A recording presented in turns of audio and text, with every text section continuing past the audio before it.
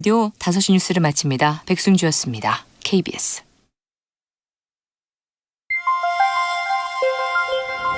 대한민국 중심 채널 KBS 1라디오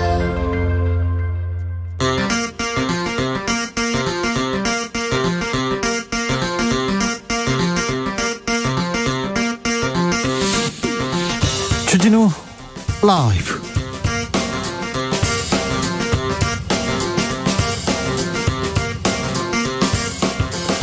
(2021년 10월 4일) 월요일입니다. 안녕하십니까, 주진우입니다. 대장동 의혹의 키맨 유동규 씨가 구속됐습니다. 아들 퇴직금 50억 원으로 논란이 된 곽상도 의원은 의원직을 사퇴했습니다. 야권은 이제부터 이재명 차례다라고 맹공을 퍼붓는데요. 야권의 공격이 커질수록 이재명 후보의 지지자들은 결집하고 있습니다. 주말 민주당 2차 슈퍼위크 결과 이재명 후보는 과반을 이어갔고 본선 직행에 한 발 더 가까워졌습니다. 대장동과 대선의 상관관계, 정치적 원의 시점에서 짚어보겠습니다. 한편 국민의힘에서는 무당파 주술 논란이 한창입니다. 시작은 윤석열 후보 손바닥에 왕자였는데요. 홍준표 후보가 부적 선거 포기하라고 공격하자 윤석열 후보는 헐 어이상실, 홍 후보는 개명했잖아 라면서 빨간 속옷까지 거론했습니다. 그러니까 너도 이름 바꿨잖아 이 얘기를 하고 있는데, 국민의힘 뒤흔든 주술 논란, 홍준표 캠프 입장 들어보겠습니다. 지난주 김정은 북한 국무위원장이 통신선 복원 의사를 밝혔고, 약속대로 오늘 오전 남북 통신선이 복원됐습니다. 청와대는 신중한 입장입니다만 기대감은 커 보입니다. 북한이 통신선 복원과 함께 언급한 중대 과제 무엇인지 주스에서 정리합니다. 나비처럼 날아 벌처럼 쏜다. 여기는 주진우 라이브입니다. 오늘도 자중자애, 겸손하고 진정성 있게 여러분과 함께 하겠습니다. 어제가 개천절이었습니다. 오늘까지 연휴 보내시는 분들 계시죠? 연휴 어떻게 보내고 계십니까? 오늘 일하신다고요? 일하시는 분들도 계십니다. 다들 주진우 라이브 어떻게 하고 함께 하고 계신지 목소리 들려주십시오. 8440님께서 주진우 라이브 문자 출석합니다. 오늘 전준 낮 기온이 31도였습니다. 오늘 더웠어요. 비가 서울에도 왔는데 왜 이렇게 덥지? 이런 생각 했습니다. 아이샤님, 손가락만 씻는 윤짜장 너무 더러워요 이렇게 얘기했는데, 아우 손가락만 씻었다고요? 그럴 리가요. 왜 그런 얘기가 나왔는지 잠시 후에 저희가 자세하게 분석해 드리겠습니다. 오늘부터 돌발 퀴즈 나갑니다. 돌발 퀴즈 그 퀴즈를 줘가지고 여러분들한테 특별한 선물 드리려고 합니다. 새로운 텔레파시 게임 준비되어 있으니 기대해 주시고 귀 쫑긋 하십시오. 게임에 함께 참여해 주시면 특별한 선물 드리겠습니다. 50억은 못 드려도 선물 드리려고 합니다. 샵 9730, 짧은 문자 50원, 긴 문자는 100원입니다. 콩으로 보내시면 무료입니다. 그럼 주진우 라이브 시작하겠습니다.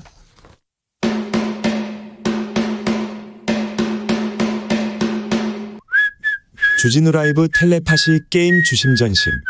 주진우 라이브 청취자 선생님들, 저랑 게임 하나 하시겠습니까? 방법은 간단합니다. 제가 드리는 보기 중 하나를 골라주세요. 그저 촉과 느낌에만 집중하시면 됩니다. 보기 드릴게요. 1번 주스, 2번 주필. 다시 한번 들려드릴게요. 1번 주스, 2번 주필.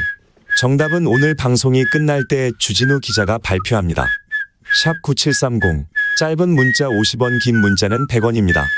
주진우 기자의 마음을 읽은 분들께는 추첨을 통해 주진우 라이브 에코백을 선물로 드립니다.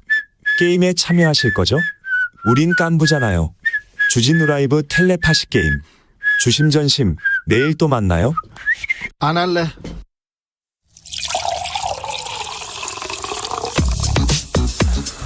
진짜 중요한 뉴스만 쭉 뽑아냈습니다. 준 라이브가 뽑은 오늘의 뉴스 주스.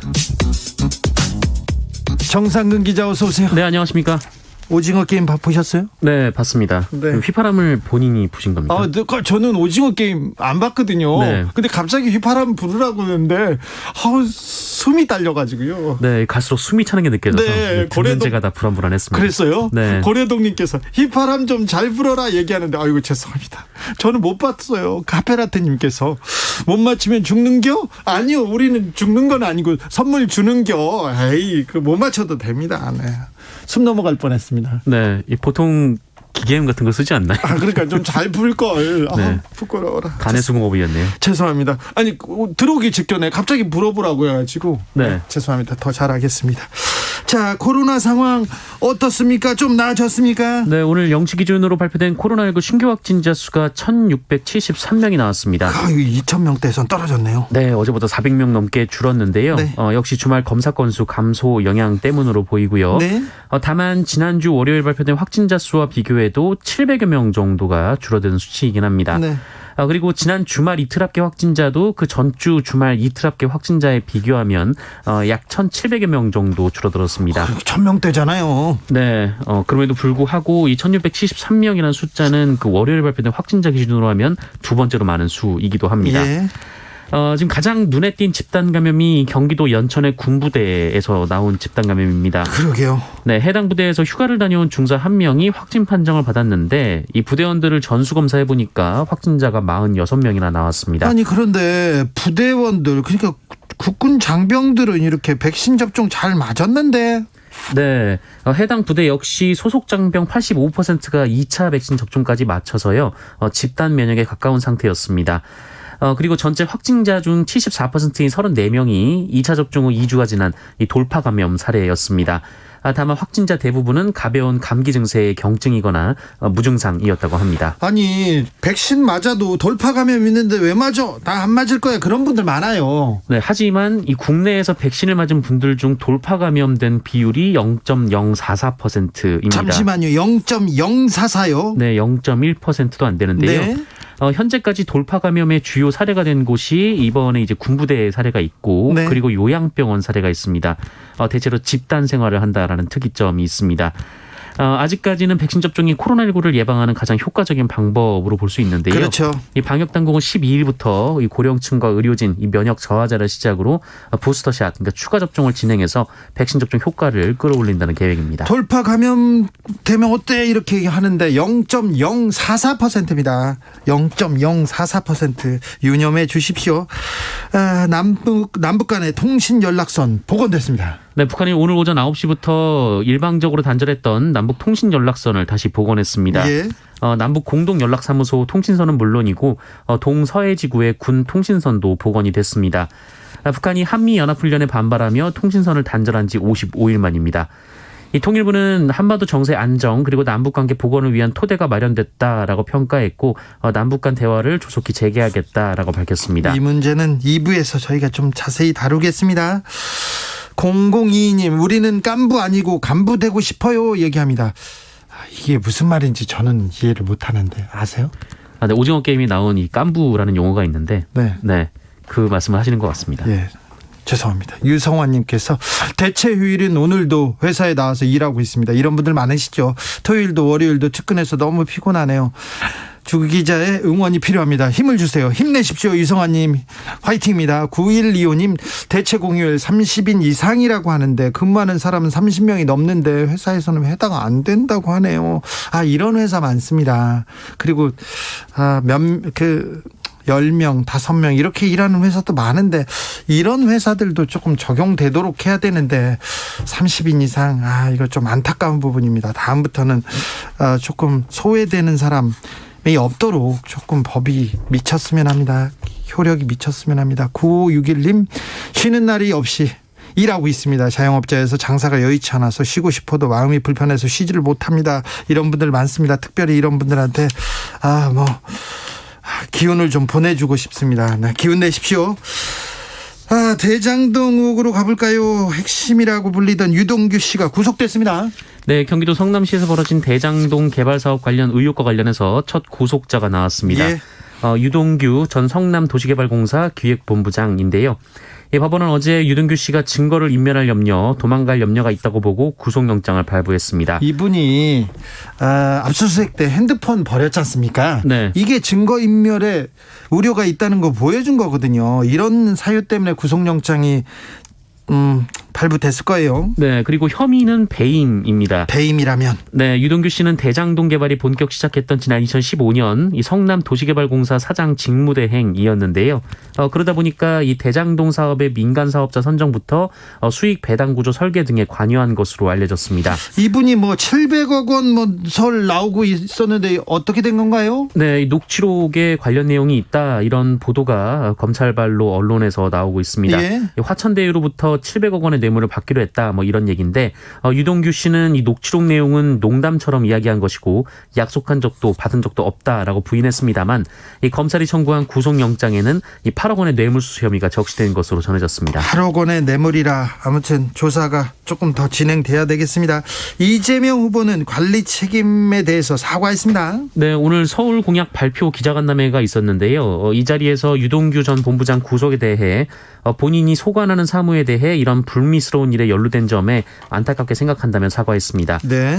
이재명 후보는 3천여 명의 성남시 공무원과 1,500명 산하기관 소속 임직원에 대한 관리 책임이 당시 시장이던 본인에게 있는 것이 맞다라고 말했고요. 네. 제도의 한계든 본인의 부족함이든 이 민간 개발 이익이 과도해서 국민 여러분의 많은 상실감과 소외감이 있다는 점을 이해한다라고 말했습니다. 50억 게임 계속 대장동에서 50억 얘기 나오다가 이제 또 100억이 나왔습니다. 네, 화천대유 대주주 김만배 씨가 이 분양 대행업자로 일한 이모 씨에게 100억 원을 전달했다라고 합니다. 그런데 이 이모 씨라는 사람이 화천대유의 법률 고문을 맡았던 이 박영수 전 특검의 친척으로 알려졌습니다. 박영수 전 특검 측에서는 뭐라고 합니까? 네, 고문료 이외에 금품을 받은 적이 없으며 이모 씨 역시 촌수를 계산하기 어려운 먼 친척이다라고 말했습니다만 두 사람이 사업적으로 상당히 가까운 사이다라는 보도도 나오고 있습니다. 수사가 빨리 진행돼야 될 것 같습니다. 곽상도 의원은 의원직을 사퇴하기로 했습니다. 네, 화천대유에서 6년간 일한 아들이 퇴직금 등으로 50억 원을 받은 사실이 알려지고 국민의힘을 탈당한 지 6일 만에 곽상도 의원이 의원직에서 물러나겠다라고 밝혔습니다. 네. 자신에 대한 불신이 거두어지지 않아서 국회의원으로 더 활동하기 어렵다라고 설명했는데요. 사과는 없었어요. 네, 사과는 없었습니다. 또한 이 아들이 받은 성과 퇴직금의 성격 그리고 자신의 관여 여부도 수사를 통해 밝혀질 것이라며 신속하고 철저한 수사를 요청했습니다. 네. 그리고 대장동 사업의 몸통은 이재명 경기도지사다 이렇게 주장을 했습니다. 네. 한편 검찰과 경찰은 곽상도 의원 아들의 집을 압수수색했고 출국도 금지하는 등 관련 수사도 본격화한 상황인데요. 이 압수수색은 이 곽상도 의원 아들 집을 대상으로 이루어졌지만 영장에서 피의자는 곽상도 의원으로 적시가 돼 있었다라고 합니다. 그러면 아들은 참고인이고 검찰의 수사는 곽상도 의원한테 집중된다고 봐야 됩니다. 네, 아무튼 뇌물죄에 대한 수사로 보입니다. 그렇습니다. 곽상도 의원은 사퇴했습니다. 사과도 없었고요. 50억 원에 대한 얘기도 없었습니다. 환원에 대한 얘기도 없었고요. 잘못은 없었으나 불신이 커져서 국회의원 활동이 어렵다 이렇게 얘기했는데 곽상도 의원이 설명하기에 멸종 위기종 발견해가지고 공사 중단될 뻔했는데 그 상황을 조속히 대처했다 이 얘기에 곽상도 의원이 어떤 역할을 해서 50억을 받은 건지 이 부분에 검찰 수사는 집중돼 있다고 합니다. 사퇴는 했지만 검찰은 수사를 이어가고 있습니다. 노용식님께서 의원직 사퇴는 물론 조사 받으셔야 합니다. 네, 조사 받아야 됩니다. 아직 사퇴가 처리되진 않았습니다. 국회 본회의를 통해서 결정이 됩니다. 아직 곽상도 의원입니다. 주말에 민주당 경선이 있었습니다. 결과 어떻게 됐습니까? 네, 경선 3연전에서 이재명 후보가 모두 압승했습니다. 이 제주도 경선에서는 56.7%, 부산 울산 경남 경선에서는 55.3%, 인천 경선에서는 53.8%를 얻었습니다. 네.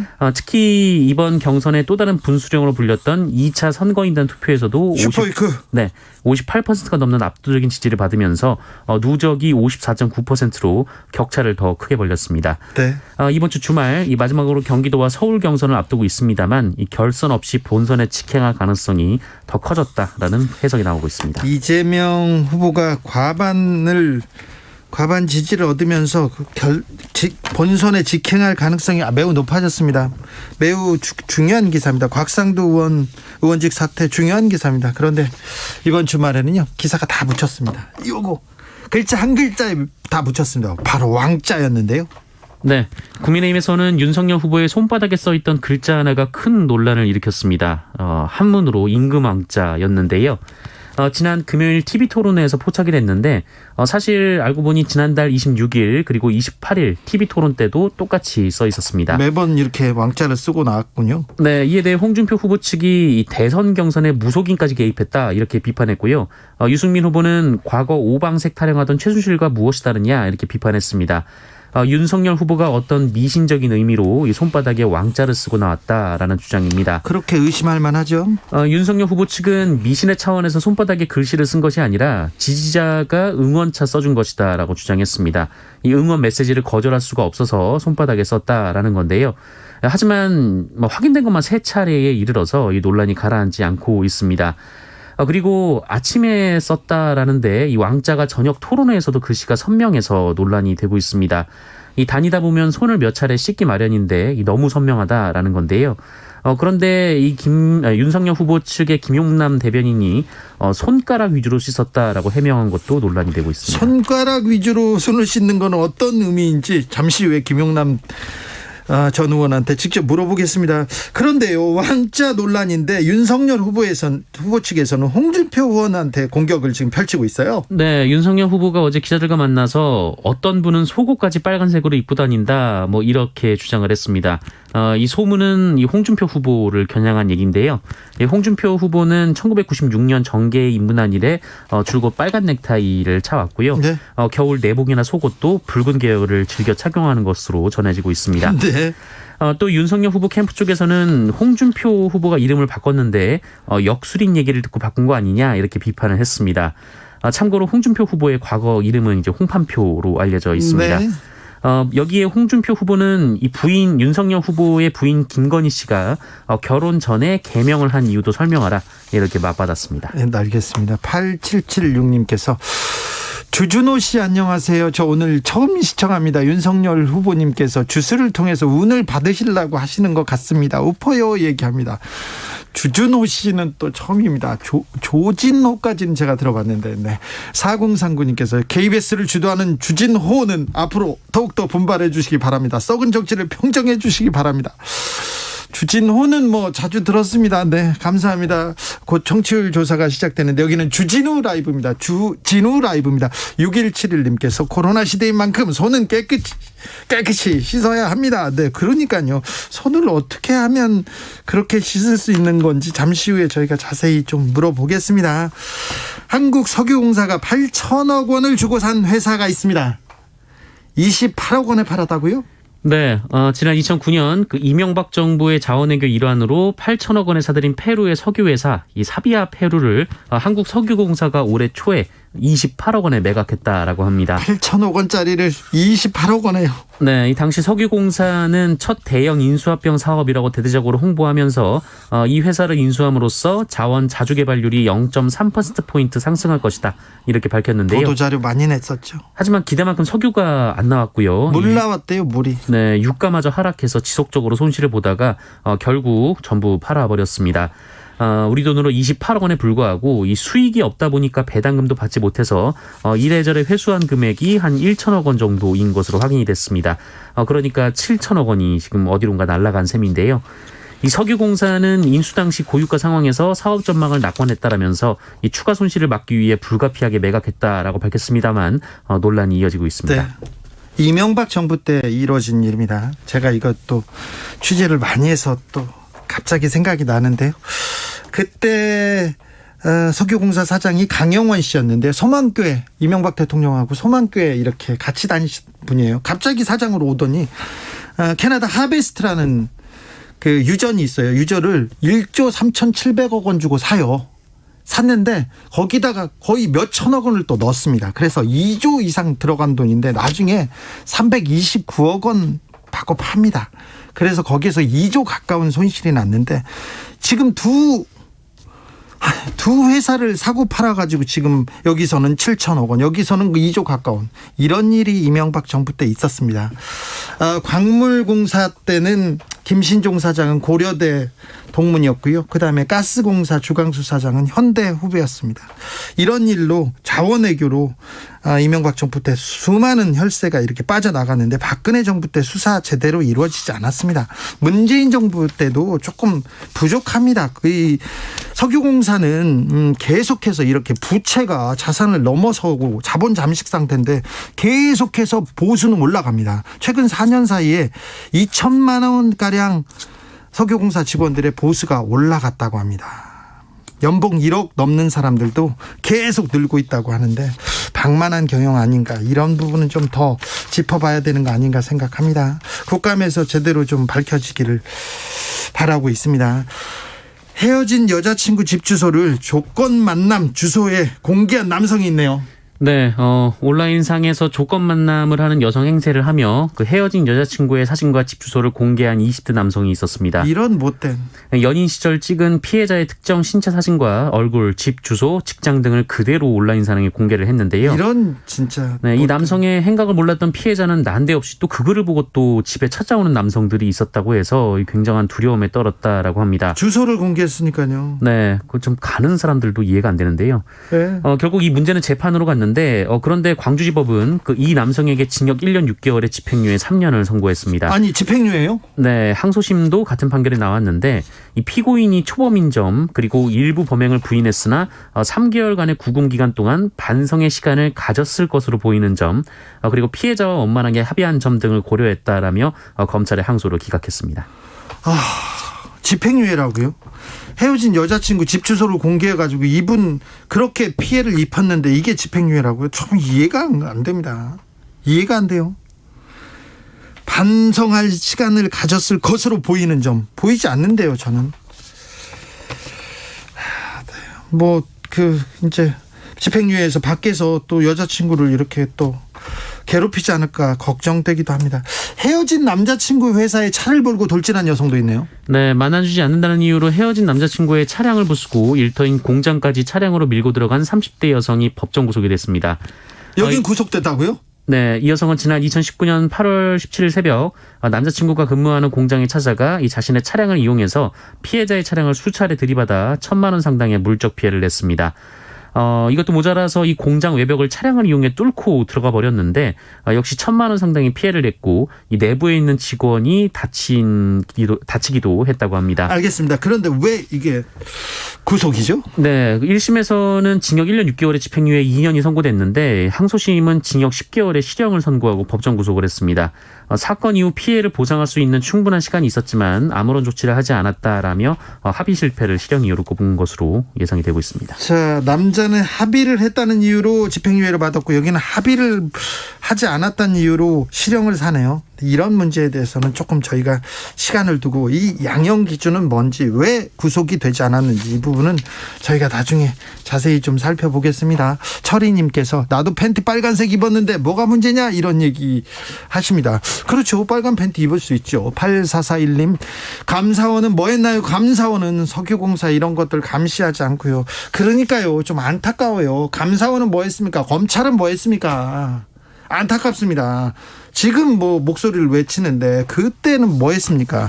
주스 정상근 기자와 함께했습니다. 감사합니다. 고맙습니다. 교통정보센터 다녀오겠습니다. 이현 씨. 네, 연휴 마지막 날 고속도로 서울 쪽의 정체 계속되고 있는데요. 경부고속도로 서울 쪽으로 총 35km 구간 막히고 있습니다. 옥산에서 반포까지 가신다면 2시간 30분 정도 걸리겠는데요. 현재 가장 긴 정체는 옥산 부근에서 청주 휴게소까지나 안성에서 남사까지 12km 구간입니다. 남이분기점에서 중부고속도로로 타실 분들도 계실 텐데요. 하남 쪽으로 쭉 수월하다가 곤지암부터 속도가 떨어집니다. 중부 1터널까지 14km 구간 답답하고요. 오늘도 영동고속도로 인천 쪽의 이동 가장 어려운데요. 강원권의 정체는 횡성 휴게소 부근에서 새마을까지 10km 구간에서 이어지고 있습니다. 지금은 경기권의 정체가 더 길게 이어지고 있는데 이천에서 양지터널까지 18km 구간과 더 가서도 마성 부근, 동수원 부근, 그리고 월곶 부근에서 각각 밀리고 있습니다. 광주 원주고속도로 원주 쪽으로 가시는 길은 수월하고요. 광주 쪽으로는 흥천 2포에서 동곤지암 쪽으로 많이 밀리고 있습니다. 서울 시내 북부간선도로 도심 쪽으로 가는 길 거의 전 구간에서 막힙니다. KBS 교통정보센터였습니다. 주진우 라이브.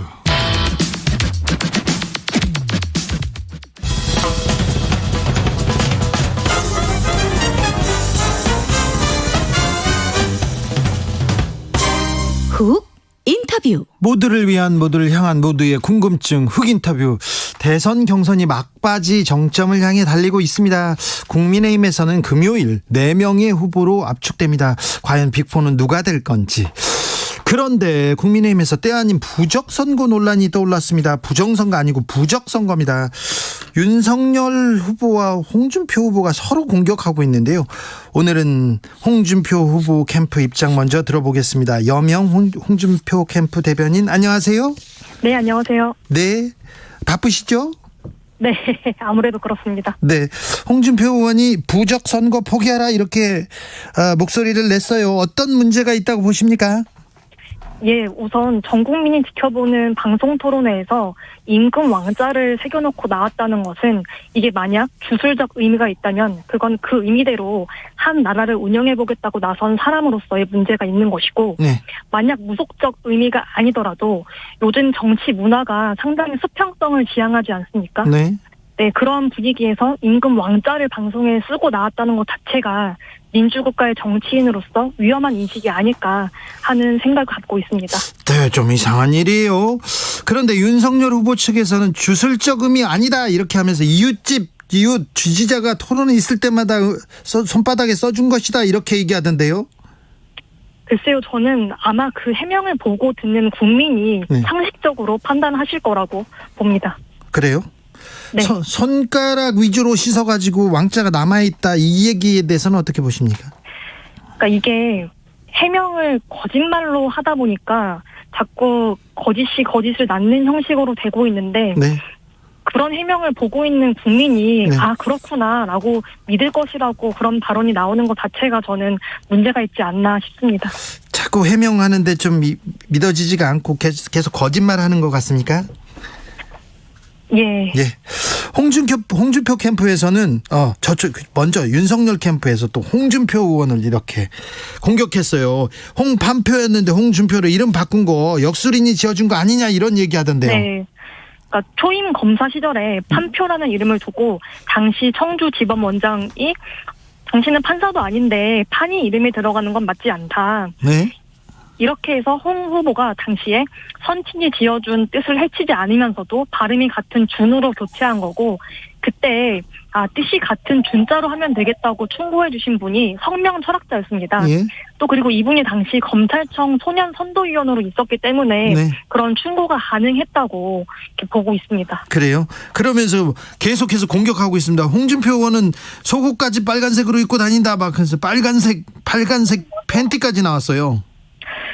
속옷 색깔 운운하는 것 자체가 네. 윤 전 총장이 지난 5차 방송 토론에서 저희 후보에게 한 표현대로 저질 막말 공세가 아닌가 그렇게 싶습니다. 그럴까요? 네. 윤석열 전 총장이 정치의 격을 떨어뜨린다 이렇게 홍준표 캠프에서는 얘기했어요. 예. 그러니까 언론에서 일망언이라고 지금 하고 있지 않습니까? 네. 아니 오늘 방금 전만 해도 부산 사상구의 국민의힘 당원 인사 자리에서 윤 후보가 예.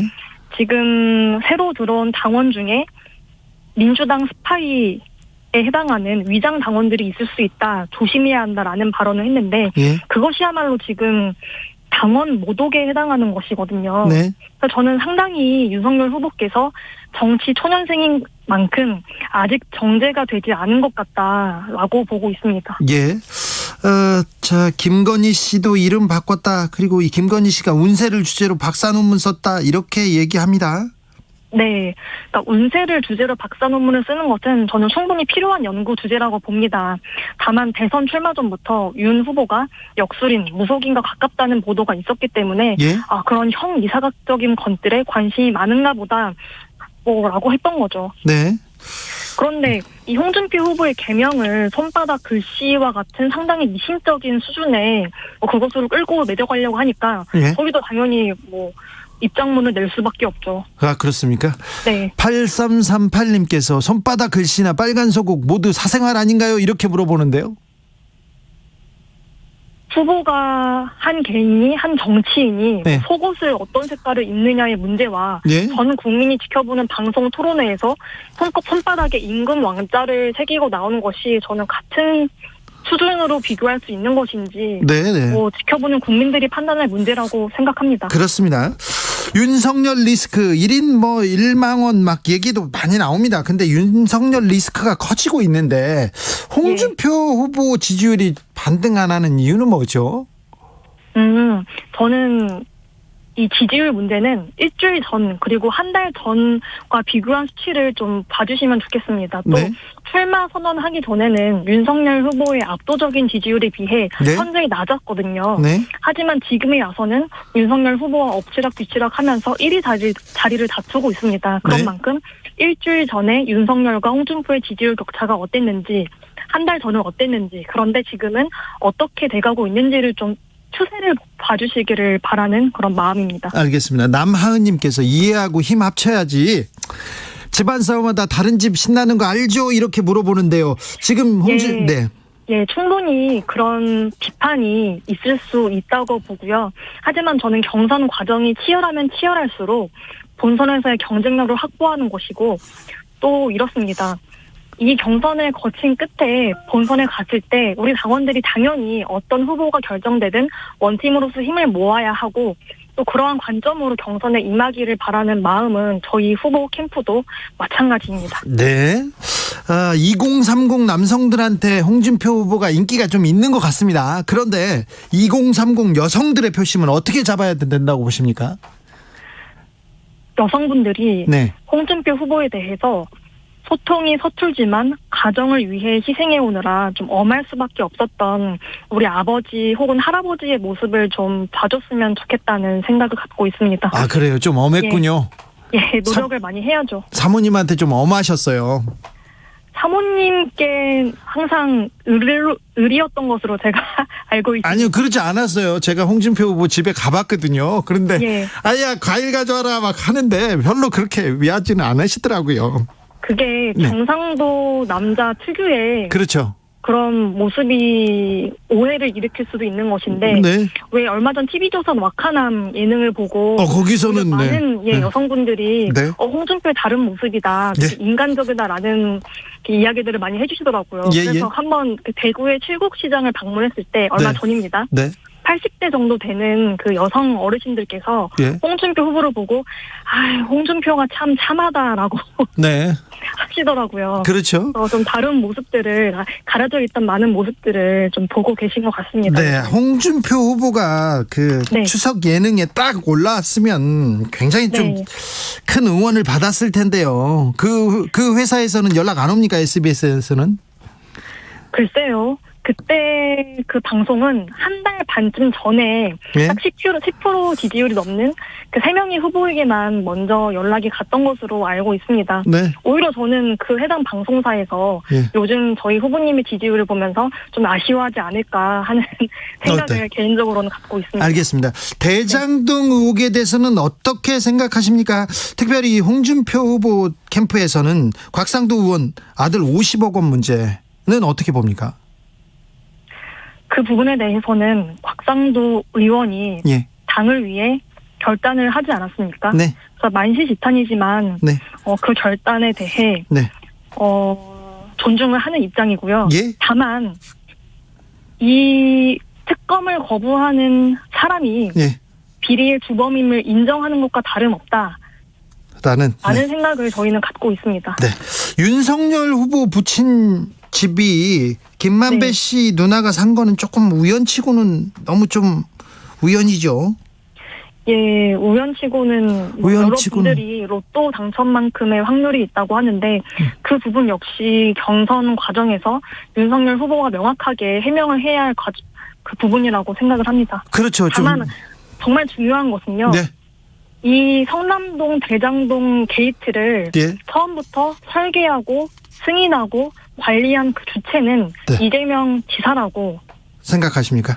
생각도 하고 이재명 지사 본인도 늘 그렇게 내가 설계한 것이다라고 말씀을 해 오셨거든요. 네. 곽상도 의원이나 아니면은 윤석열 후보의 부친 문제로 이 본체, 몸통 이러한 부분들이 물타게 되지 않았으면 하는 마음입니다. 알겠습니다. 마지막으로 홍준표 후보가 국민의힘 후보가 되어야 되는 이유 무엇입니까? 이길 수 있는 후보입니다. 윤석열 후보는 이기지 못합니까? 그거예요. 이 나라를 위해서인데요. 만약에 저희가 5년 만에 정권 교체를 했다고 칩시다. 네. 그거 해야 하고 그렇다면 지금 180석의 거대 야당을 상대해야 하거든요. 네. 그런데 윤석열 후보는 이런 표현은 좀 죄송하지만 민주당 입장에서는 진영의 배신자가 아닙니까? 네. 당선 다음 날부터 저는 그 거대 야당이 들어 누울 것이라고 생각을 하는데 네. 자 그러면은 그럴 수 있는 상황에서 이 거대 야당과 타협해가고 협의해가면서 조금이라도 이 국민의 이 정권 교체의 열망을 실현시켜줄 후보가 누구인가? 저는 홍준표 후보밖에 없다고 생각을 합니다. 알겠습니다. 이성건님께서 저도 홍준표 후보 좋아합니다. 좋아하긴 하는데 참하다는 말에는 동의를 못하겠네요. 저도 좀 힘드네요. 참하진 않잖아요. 우리 홍준표 후보가. 실제로 보신 그 홍준표 후보보다 나이가 좀 있으신 알겠어요. 여성 어르신들께서 네. 해주신 말씀입니다. 알겠습니다. 가까이서 보니까 참합니까? 홍준표 후보? 어때요? 그것은 또 저희 후보에 대해 네. 한참 연배가 어린 제가 네. 할 수 있는 말은 아니라고 생각을 합니다. 좀 귀여운 구석은 있어요, 홍준표 후보? 아니 그럼요. 그래요? 네, 항상 이렇게 웃으실 때 이렇게 네. 배시시 웃으시는 게 있는데 네. 그 부분이 참 그렇게 느껴질 때가 많습니다. 아유, 그러니까 나이 드신 분은 예. 참하다고 할 수 있겠네요. 알겠습니다. 4389님, 주진우 기자님도 왕자 쓰면 말 안 더듬을까요? 이렇게 얘기하는데 저도 그거 한번 해봐야 되나 효염이 있나 물어보겠습니다. 지금까지 여명 홍준표 캠프 대변인이었습니다. 네, 감사합니다. 나비처럼 날아 벌처럼 쏜다. 주진우 라이브.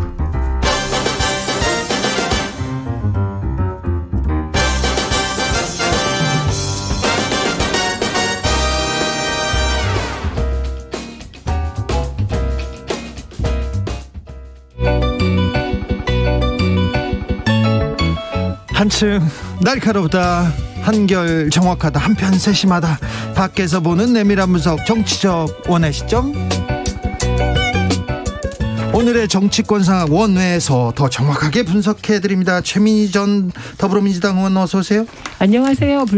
불굴의 희망 최민희인데요. 요즘 거의 그냥 히어로이신 네. 김용남 대변인과 그렇죠. 방송하게 돼서 영광입니다. 아유, 요새 뭐 아침 저녁으로 가장 뜨겁습니다. 이분 없으면 어쩔 뻔했습니까? 김용남 전 자유한국당 의원 어서 오세요. 네, 안녕하세요. 호기심 천국 김용남입니다라고 평소에는 소개했습니다만 오늘은 완전히 뭐 하루 종일 아침부터 손가락 김용남으로 네. 도배를 했습니다. 네.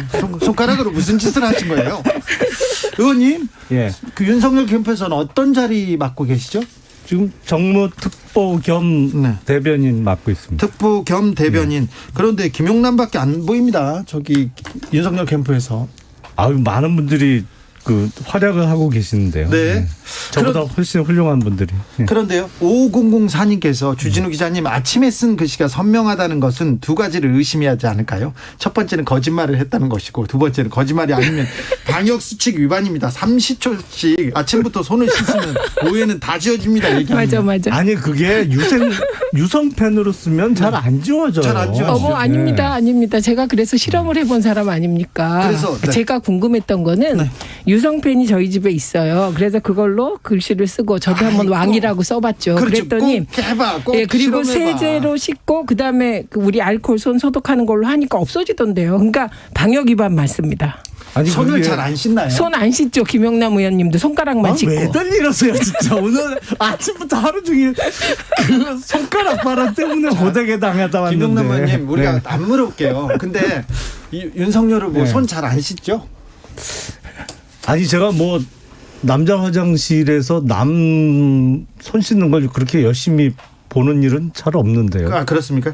근데 동네 할머니가 매일 네. 와서 써줬습니까? 그 분들이 몇 분 계시다는 거죠. 제가 근데 사실은 제 선거도 치러봤지만 선거 뛰어보면 아시잖아요. 그렇지만 저 손바닥을 누군가에게 맡기고 그 왕자 쓰려면 1초, 2초, 3초, 4초, 5초에다가 이렇게 한 10초 정도는 손 이렇게 하고 있는데 그런 일 해본 적 없어요. 아니, 근데 저 선거 때 보면 정말 본인이 차고 계신 뭐 염주, 묵주 이런 것도 벗어서 이거 하고 있으라고 이렇게 벗어주고 하는 분들 많던데요. 그거는 많지만 네. 손바닥에 뭐를 쓰는 경우는 저는 한 번도 못 겪었습니다. 김영남 의원님, 네. 이거 동네 할머니들이 그러니까 점을 보고 와서 써준 건가요? 글쎄요, 그분들이 뭐 점을 보셨는지는 잘 모르겠는데. 근데 와서 다짜고짜 손 내놔봐. 그러면 손을 맡길 수 있나요, 그게? 아니, 선거 때 그렇게 했구나. 후보가 손 아니라 모는 못 내밀어요. 아니, 본인 좋다고 지지해 주시는 분들한테. 그런데 그 집이 손바닥 얘기 좀 그만하자니까. 아니, 근데 계속 제가 하시네. 손바닥 뒤집듯 얘기하시니까 그렇죠. 저는 이제 이게 이렇게 막 일파만파 되는 거는 되게 대응을 하는 과정에서 말이 바뀌는 경우거든요. 근데 처음에 한 번 누가 써줬다 이렇게 얘기를 했잖아요. 그런데 보니까 어떤 네티즌이 그 토론회 때마다 4번 정도 한 거가 나오니까 이제 또 말을 바꾸고, 그러니까 이렇게 자꾸 그러다 결국은 손가락만 씻는다 이렇게 나와서 방역 위반까지 나온 거거든요. 그러니까 이런 일이 나왔을 때는 그냥 사실대로 해명을 해야 될 것 같아. 그리고 솔직히 얘기하면 돼. 아니, 왕자를 써줬는데 기분이 좋았다. 그래서 지우고 싶지 않았다. 이러면 되잖아요. 아니, 그러니까 손가락 얘기는 제가 해명을 해드릴게요. 아침에 이제 KBS와 경쟁사 프로그램에 나갔는데 온통 질문이 그 왕자 얘기만 계속 하더라고요. 그래서 뭐 이런저런 말씀을 쭉 드렸어요. 그래서 정말 뭐 주술적인 의미면 누가 유성 까만 펜으로 쓰느냐 뭐 이런 얘기를 하는데 질문이 거듭되니까 그 와중에 이제 그만하자는 의미로 제가 농담 삼아 툭 던진 거거든요. 제가 뭐 윤석열 후보 손 닦는 걸 유심히 따라다니면서 보는 사람도 아니고, 그게 나중에 보니까 세정제로 닦아도 닦이는 세정제가 있고 그 종류별로 좀 틀리다고 그러더라고요. 자, 유성 매직에 대해서는 제가 잘 아는데 제가 뭐 이런 얘기 하고 싶지 않은데 일단 첫 번째 의문. 할머니가 유성 매직 펜을 알고 가져오셨을까? 왜냐 할머니도 되게 볼펜 갖고 다니시거든요. 모나미 볼펜. 그래서 모나미 볼펜으로 쓴 건 그냥 이렇게 쓱쓱 밀면 때가 밀리면서 없어지거든요. 전 할머니가 무슨 펜을 가지고 다녀요. 아니 그 유성 매직은 할머니가 왜 갖고 다니시겠어요? 아니, 그러니까 이게 갖고 다닐 수도 이상한데. 있죠. 알겠어요. 그런데 중요한 거는 이게 이제 왕자를 쓸 수 있다고 생각합니다. 저는 본인도 쓸 수 있다고 생각해요. 그리고 특히 토론회나 이런 거 갈 때 왕자를 쓰면 힘이 불끈 나서 잘할 수도 있다고 생각을 해요. 네, 그렇게 믿을 수도 있죠. 네, 그리고 믿으면 어떻습니까? 그럴 때 솔직하게 이거 그냥 뭐 가까운 사람이 써줬다. 그리고 뭐 가능하면 안 지우고 싶었다. 그리고 이렇게 간절하다 나는. 그 간절함. 뭐 이렇게 해도 저는 별로 문제 안 될 것 같은데 왜 그거를 굳이 아니다 막 이렇게 해서 이런 일로 이렇게 세상이 계속 시끄러운지 제가 이해가 잘 안 갑니다. 저도 잘 이해는 안 되는데 이게 이제 타이밍이 조금 문제가 있어요. 왜냐하면 TV 토론이 금요일 날 밤에 했잖아요. 그러니까 토요일은 다 아시겠지만 대부분의 언론인들도 쉬죠. 좀 쉬고 네, 쉬죠. 이제 아울러 대변인들도 좀 쉬는 날이거든요. 일주일에 유일하게 가장 한가할 때가 토요일 오전 뭐 이때인데 하필 요 이슈가 토요일 날 아침에 이게 나왔어요. 네네. 뭐 그러는 와중에 그러니까 다들 쉬고 있고 뭐 집에 있고 이런 와중에 하다 보니까 대응 과정에서 조금 우왕좌왕한 측면이 있었죠.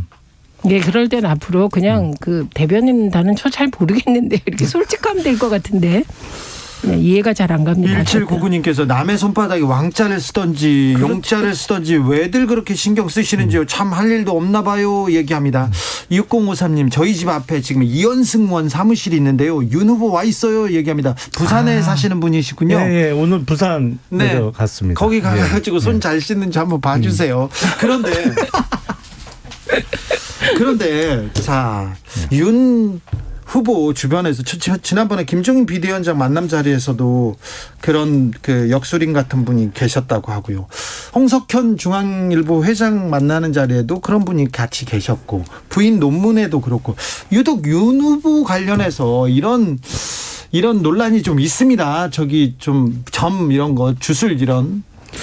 그때 김종인 전 비대위원장 만나는 자리에서는 정가변 전 국회 부의장이 대동을 하셨다고 하고요. 네.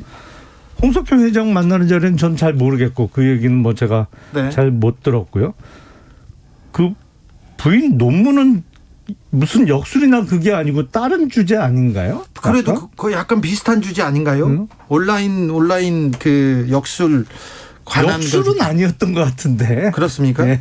온라인으로 운세 보는 거에 대한 컨텐츠입니다. 운세가 게다가 그 김건희 씨가 처음에 두 분이 어떻게 만났냐고 했을 때 스님 소개로 만났다고 해서, 그러니까 뭐 정가균 전 의원님도 그렇지 무슨 뭐 그 자리에 역술인을 데려갑니까? 그러니까 뭔가 정치인들은 역술 정치, 이게 그 영화 소재 보면 이런 거 많잖아요. 네. 심지어 그 정우성 나오는 검사들 영화 보면 거기서 막 검사들이 굿하고 절하고 이런 장면까지 있지 않습니까? 그러니까 그런 우리가 상상해왔던 많은 장면들과 연결돼서 이번에 왕자가 그 사람들의 잠재의식에 있는 그런 것들을 다 불러일으켜서 이게 계속해서 일파만파 되는 것 같아요. 김건희 씨의 박사학위 논문은 아바타를 이용한 운세 콘텐츠 개발 연구입니다. 네, 네. 운세에 대한 얘기고 2005번 님께서는 미신 부적을 믿는 것도 우리 선조들부터 내려오는 생활문화 아닙니까? 종교의 자유가 있듯이 미신을 믿을 자유는 없는 겁니까? 왜 그러세요? 아니 미신을 믿을 자유는 자유가 아니고요. 그래요? 아니 믿는다는데요. 그래서 저는 그 전 보는 자유를 정치인에게 허하라. 뭐 이렇게 차라리 적극적으로 나가시면 좋을 것 같습니다. 김용남 의원님 만약에 왕자를 쓰고 나갔다고 하면 TV 토론에 나간다고 하면 말렸을 거 아니에요. 그렇지 이게 지도자가 왕자를 쓰고 다닌다. 이게 어떤 의미로 받아들일지 그건 아셨을 거 아니에요. 그럼 말렸을 거 아닙니까? 아니 자꾸 이상한 의미를 부여하고 막 그걸 갖고 키우고 공격을 당 내외에서 해서 그렇지. 뭐 생각하기에 따라서는 좀 귀엽지 않나요? 귀여워요? 네, 왕자 귀엽다. 네, 아니 빙고. 근데 이게 더 소름 끼치는 일은 한 인터넷 유저가 네. 3월 21일 올해 곧 윤석열 전 총장은 손바닥에 왕자를 새기고 나올 거다. 주의해라. 그래요? 예, 이런 콘텐츠를 3월 21일 날 적은 게 돌고 있습니다. 그래서 지금 거기에 덧붙여서 혹시 김건희 씨의 손바닥엔 비가 써 있지 않냐 이런 것까지 같이 돌고 있더라고요. 그럼 또 나중에 뭐 최근에 만들어진 콘텐츠 아닐까요? 3월 아니요. 21일 3월 21일로 뭐 그런... 찍혀 있습니다. 날짜가. 그거는 수정이 안 되거든요. 신기하죠? 제 아들이 이제 고등학교 다니는데요. 뭐 이렇게 학교에서 보낸 거를 보여주는데 그 형편없는 성적표를 보여줬어요. 그래요? 파일을. 네. 그래서 아니 너 왜 이렇게 시험을 못 봤니 그랬더니 웃으면서 이렇게 뭘 하는데 뭐 금방 바꾸더라고요. 그러니까 그런 날짜 정도 뭐 물론 아들이 저한테 장난치느냐고 그런 건데 그런 뭐 날짜 같은 거 바꾸는 건 그렇게 어려워 보이지 않는데요. 그러니까 뭐 네티즌이 그런 거니까 그거는 네. 뭐 근데 어쨌든 귀여운 걸로. 네, 그럼 앞으로 손가락만 전 국민은 씻기 시작하는 걸로. 우리 대장동은 언제 가요? 아니요. 근데 대장동으로 가야 되는데 좀 왕자가 사실은 사람들한테는 호기심을 불러일으키고 이 왕자 때문에 지금 3일 내내 진짜 토요일 아침부터 지금까지. 네. 극한 직업이시죠. 그러게 말이에요. 네. 오늘 유난히 힘들어 보이시네요. 아니 제 발언이 이렇게 인터넷에 도배가 된 게 몇 년 만인지 모르겠어요. 네, 뭐 김용남 좋습니다. 네. 아니 근데 제가 정봉주 의원 얘기 지난번에 해드렸잖아요. 네. 그 수해 왔을 때 외국에 그 외유 나가서 욕 먹고 그냥 TV에 도배가 돼서 공항으로 들어오면서도 막 언론이 막 왔는데 지역 가니까 어떤 어르신이 요새 일 열심히 하는 것 같다. TV에 많이 비치더라. 네. 그러니까 김용남 의원님 손가락 때문에 지금은 좀 안 좋으셔도 결국 이름만 남습니다. 그럼요. 김용남 의원이 지금 윤석열 캠프에서 김용남 의원이 가장 열심히 일하는 사람으로 지금 보입니다. 7051님께서 주진우님 지금 손바닥에 매직으로 글씨 썼는데요. 손세정직으로 닦으면 깨끗이 닦입니다. 그러면 유성도 잘 닦입니다. 아니 그 종류별로 틀리대요. 그래요? 아까 모 기자님이 전화를 주셨는데 자기가 몇 개 실험을 해봤는데 네. 종류별로 닦이는 세정제가 있고 안 닦이는 세정제가 있다고. 근데요. 그런 기자들 참 연구 많이 했네요. 근데 중요한 거 그럼 하필이면 안 닦이는 걸로 또 그분은 써주시다 이런 얘기가 되고. 검사하다니. 그리고 또 세정제가 좀 약간 휘발성 알코올성이기 때문에 잘 닦이죠. 아니 또 하나. 잘 안 닦이는 것도 알코올 들어간 손세정대로 닦으면 닦입니다. 네, 열심히 안 닦았습니다. 네. 김기선님께서 참나 큰 결정을 내릴 때 역수를 의지하면 나라가 되겠냐고요 이렇게 얘기하는데 이런 좀 의혹 받을 수 있습니다. 6642님, 이해창 후보 그때 차 번호가 2002번이었잖아요. 2002 사용해서 만신창이 됐었죠. 그거 기억나네요. 네. 그렇죠. 그런데 이제 왕자에서 넘어가고 싶죠. 아우, 아침에도 말씀드렸습니다만 이제 네. 진짜 왕뚜껑도 안 먹을 거예요. 네, 알겠습니다. 네. 그런데 왜 동네 할머니가 점 보고 와서 적어준 거 아닙니까? 모른다니까요. 아니, 근데 점을 그- 보고 오셨는지 뭐 어떻게 했는지 그 어떻게 집은요 알아요? 주상복합이고 네. 굉장히 보안이 철저한 집인데 동네 아줌마가 나왔어 이렇게 들어올 수도 없는데. 아니 근데 그 왕자를 보면 그러니까 남이 써준 거는 분명한 것 같아요. 네. 그러니까 그 손가락 쪽 획이 더 굵어요. 굵고 길어요. 그러니까 본인이 쓰면 보통 이렇게 위서부터 쓰면 이 아래쪽이 길어지는데 네. 이 보니까 위쪽이 긴 거로 봐서 그 본인이 쓴 건 아니고 그 다른 획은 사람이 상관없는데 제가 지금 써보니까 꼭 더 써봐요. 의도적으로 또. 그렇게 길게 쓰지 않으면 보통은 맨 밑에 획이 길게 이렇게 써지거든요. 자, 그런데 다른 문제에 대해서는 국민의힘에서 다른 후보들도 공격하지 않았는데 이 문제에 대해서는 왕자에 대해서는 막 공격하고 나오니까 좀 서운하시겠어요? 이것도 선거구 일종의 당내 경쟁이니까 뭐 그럴 수 있는데 아유 이거는 정말 말꼬리 잡기가 너무 심한 것 같아요. 근데 윤석열 후보 측의 대응도 재밌었어요. 재밌었어요? 누구는 빨간 속옷 입고 자. 다닌다 이런 거. 저희 6시 2부에서 이어가겠습니다. 손 좀 씻고 올게요.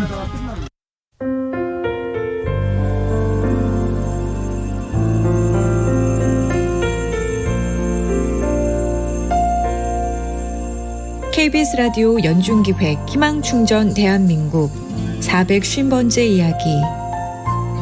안녕하세요. 아나운서 이현주입니다. 재웅이네 가족들이 도미노처럼 무너지기 시작한 건 1년 전 이맘때부터였습니다. 사업에 실패하고 힘들어하던 재웅이 아빠는 10억이 넘는 부채를 남긴 채 극단적인 선택으로 세상을 떠났습니다. 고작 14살이었던 재웅이와 1살 터울의 누나 그리고 엄마는 어쩔 수 없이 모든 걸 떠낼 수밖에 없었습니다. 재웅이 아빠가 남긴 빚 때문에 공적인 지원은 전혀 기대할 수 없는 상황인데요. 가족들 모두 어떻게든 살아보려고 애를 쓰고 있지만 그럴수록 더 늘어나는 건 빚더미와 한숨뿐입니다.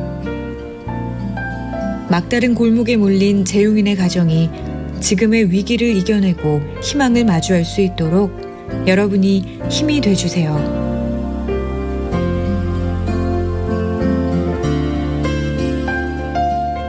여러분의 따뜻한 손길이 희망의 빛이 됩니다. ARS 060-700-1580 060-700-1580 한 통화 3,000원으로 희망을 선물해 주세요. KBS 라디오 연중기획 희망충전 대한민국은 초록우산 어린이재단, 인탑스 주식회사 그리고 청취자 여러분과 함께합니다. ARS 060-700-1580 한 통화 3,000원입니다.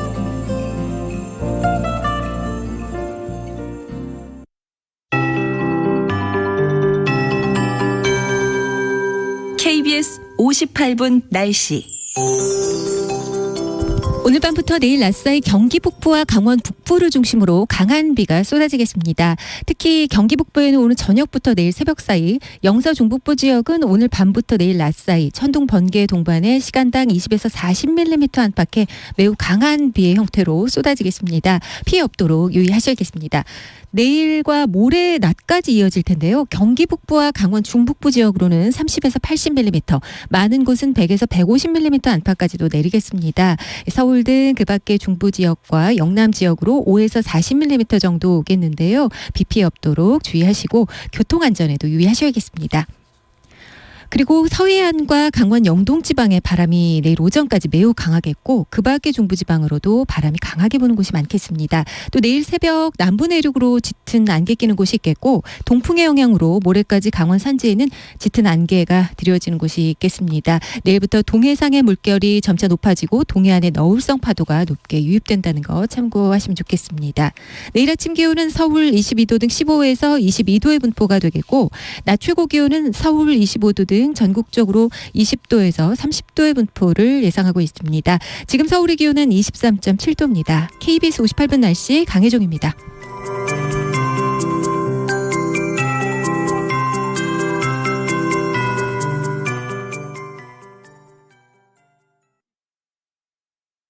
정성을 다하는 국민의 방송 KBS가 6시를 알려드립니다. AM 711kHz, FM 97.3MHz, KBS 1라디오입니다. HLKA.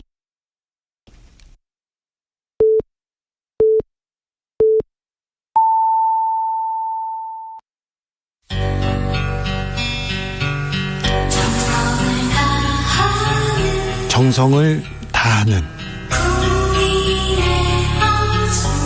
국민의 방송 KBS 주진우 라이브 그냥 그렇다고요. 주진우 라이브 2부 시작했습니다. 지역에 따라 2부부터 함께 하시는 분들 계시죠? 어서 오십시오. 잘 오셨습니다. 1부가 궁금하다 듣고 싶다 하시는 분들은 유튜브에서 주진우 라이브 검색하시면 됩니다. 7시 끝나고 7시까지 함께 하시고 그 이후에 들어가시면 됩니다. 라디오 정보센터 다녀오겠습니다. 조진주 씨. 문재인 대통령은 오늘 기시다 후미오 신임 일본 총리에게 취임 축하 서한을 보냈습니다.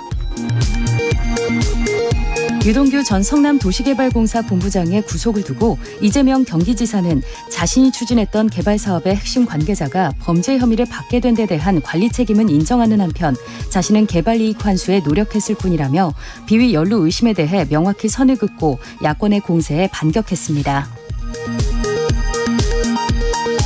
국민의힘 대권주자인 윤석열 전 검찰총장은 대장동 개발 의혹의 핵심 인물인 유동규 전 성남도시개발공사 본부장이 구속된 것과 관련해 이재명 지사 본인이 직접 형사 책임을 져야 한다고 말했습니다.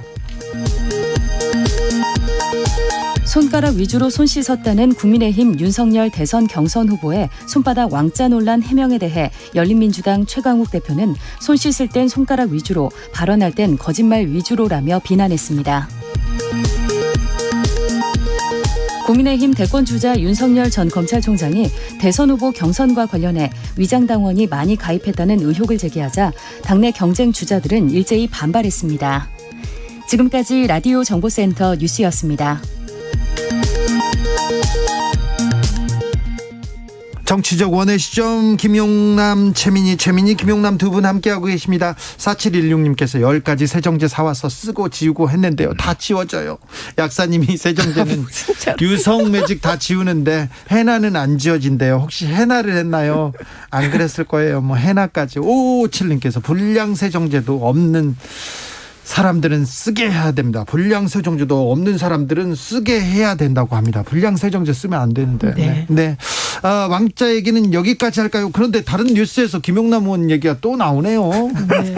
근데 제가 그런 거 다 떠나서 그 윤석열 전 총장은 김용남 의원 없으면 어떻게 할 뻔했나. 그러게요. 네, 이런 생각이 듭니다. 네. 일부러 이렇게 앞에 나가가지고 화살을 맞아주시는 손가락으로 만신창이가 됐습니다. 손가락으로 그 화살을 다 막고 있습니다. 손가락으로. 알겠습니다. 대장동으로 가볼까요? 네, 대장동 관련해서 잠깐 그 이재명 후보의 발언 듣고 오겠습니다.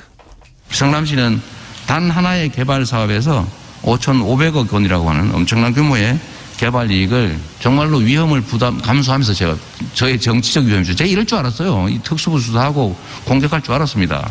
그 위험을 부담하고 제가 만들어낸 모범 사례다. 이 말씀을 꼭 드리고 싶습니다. 대장동은 모범 사례다. 나는 열심히 했다. 나는 떳떳하다고 계속 얘기했습니다. 네. 하실 말씀 있으시죠? 김용남 의원님? 아니 근데 저 정도로 말 바꾸기를 잘 하고 정말 얼굴이 두꺼워야 정치를 오래 하나 봐요. 지금 오래 안 했어요. 본인의 가장 아끼던 신복 두 사람 중에 하나가 범죄를 저지른 게 확인이 돼서 구속이 됐는데 그 문제가 된 사업을 지금도 잘한 사업이다 이렇게 궤변을 늘어놓으시니까 그 듣는 사람은 황당한 거죠 사실은. 아니 가장 아끼던 신복이라뇨. 그 신복을 그런 때 씁니까? 이게 대충 규정을 보면 측근이라 함은 가장 정확하게 딱 들어맞는 얘가 오세훈 시장의 강창원이에요. 비서실장을 했죠. 네. 그런데 그분이 파이시트 연관돼서 감옥을 살았어요. 여러 논란 끝에. 그런데 오세훈 시장이 재보궐선거할 때 강창원이 와서 선거를 돕습니다. 네. 그리고 그때 저런 그 구속된 전력이 있는 자를 왜 쓰냐 그랬더니 나는 이게 저 사람이 서울시에 같이 들어가야지. 들어가서 자리를 맡아야 측근이지. 선거 도와주는 게 뭐가 측근이야. 그랬는데 그다음에 뭘로 썼습니까? 민생특보로 썼죠. 그런 관계를 측근이라고 하는 겁니다. 그런데 이 유동규라는 사람은 실무자로 그 사람의 그 일처리를 쓴 거지. 그 사람이 신복이면 지금 캠프에 있어야죠. 사실은 캠프에 있었죠. 잠깐 네? 말씀을 드리면 잠깐만요. 캠프에 있었다는 근거 대세요. 문화일보하고 인터뷰를 하면서 유동규 씨가 캠프 일을 도우면서 개인 일도 하고 있다라고 얼마 전에 인터뷰한 내용이 있어요. 그 이후에 말을 바꿔갖고 캠프에 관여 안 한 것처럼 말을 바꾼 거죠. 아니 그 사람이 문화일보 기사가 분명히 있어요. 인터뷰 아니 기사가. 문화일보의 그 사람이 지금 유동규가 거짓말쟁이 사기꾼 비리 혐의자라는 거 아닙니까? 그 사람 말을 어떻게 믿어요? 그 사람은 자기 그러면 그때는 거짓말했다. 아니요 자기 가치를 올리려고 나는 뭐 중요한 사람이다 뭐 이런저런 말 할 수도 있는 거죠. 그러니까 그런 그 사람의 말이 중요한 게 아니고 그 사람이 캠프에서 어떤 직책을 맡고 어디에서 어떤 자리에서 근무했는지를 얘기하셔야죠. 이재명 후보가 잘 아시죠. 아니라고 잠깐만 둘 다 말씀드릴게요. 얘기하고 있습니다. 자, 이재명 후보의 최측근 내지는 신복으로 거론되는 사람 뭐 성남의 웬만한 분들은 다 알던데 유동규, 정진상 씨 두 사람이에요. 근데 유동규 씨만 놓고 보면 원래 아파트 리모델링 추진위원회 일을 하던 사람을 이재명 후보가 첫 번째 성남시장 당선된 이후에 성남시설관리공단 기획본부장을 시켜요. 그리고 성남시장 재선에 도전할 때 기획본부장을 잠시 그만두고 선거를 도와준 이후에 성남시장 재선 이후에는 다시 성남도시개발공사 기획본부장 나중에 이제 사장 직무대행까지 합니다만 그리고 이재명 후보가 경기도지사 도전할 때는 또 잠시 월급 받던 자리를 그만둬요. 그리고 나서 도지사 당선시킨 이후에 경기관광공사 사장으로 취임을 해요. 그리고 대선 도전할 때 작년 연말쯤 경기관광공사 사장을 그만둔 거거든요. 그리고 앞서 말씀드린 대로 문화일보하고 인터뷰하면서 자기가 이재명 대선 캠프 도와주고 있다고 분명히 얘기한 바도 있어요. 이런 사람은 우리가 측근이라고는 안 불러요. 신복이라고 부르지. 아니 정말 모르신다. 정말 진짜 이재명 지사의 신복은 시민운동부터 같이 한 4사람이 있습니다. 그분들 이름 밝히면 그분들 전화통이 불통날 것 같아서 말씀 안 드립니다만 있고요. 그런 사람이 정말 동지고 측근이고 그다음에 최측근은 누구냐? 정성호 의원이세요. 30년 최측근. 그런데 30년 최측근 정성호 의원이 그 사람 난 모른다. 그 직원이 경기도 산하의 경기관광공사 말고도 얼마든지 있고 성남시에도 많이 있는데 그 여러 실무를 한 사람 중에 하나일 뿐이다라고 얘기하고 있는데 그런 식으로 자리를 줬다 그러면 윤석열 전 총장은 문재인 대통령의 측근입니까? 최재형 전 감사원장은 문재인 대통령의 측근입니까? 그러니까 측근이라는 건 제가 이해하고 있기엔 정치적 동지이며 운명을 같이 하는 사람입니다. 그런데 이런 식의 사람들은 많아요. 저희들도 일을 하면서 실무를 쓰는 사람이 있고 정말 정치적인 뜻을 같이 하는 사람이 있는데 이분은 측근이 아니라 실무자로 쓴 거고. 측근 아니라니까요. 신복이지. 그리고 오늘 아니요. 그건 신복이란 개념은 이상하게 윤석열 전 총장 측에서는 뭐 내가 법무부 장관의 부하냐 뭐 부하 측 신복 이런 안 쓰는 말 쓰시는데 그거는 아닌 것 같습니다. 손준성 검사는 신복입니까? 측근입니까? 제가 지금 그거 물어보려고 그랬어요. 아니에요. 라인이 아니에요? 아니 라인이 됐죠. 그러면 이거 하나만 대답해 보세요. 그러면 윤석열 전 총장은 문재인 대통령의 측근입니까? 뭡니까?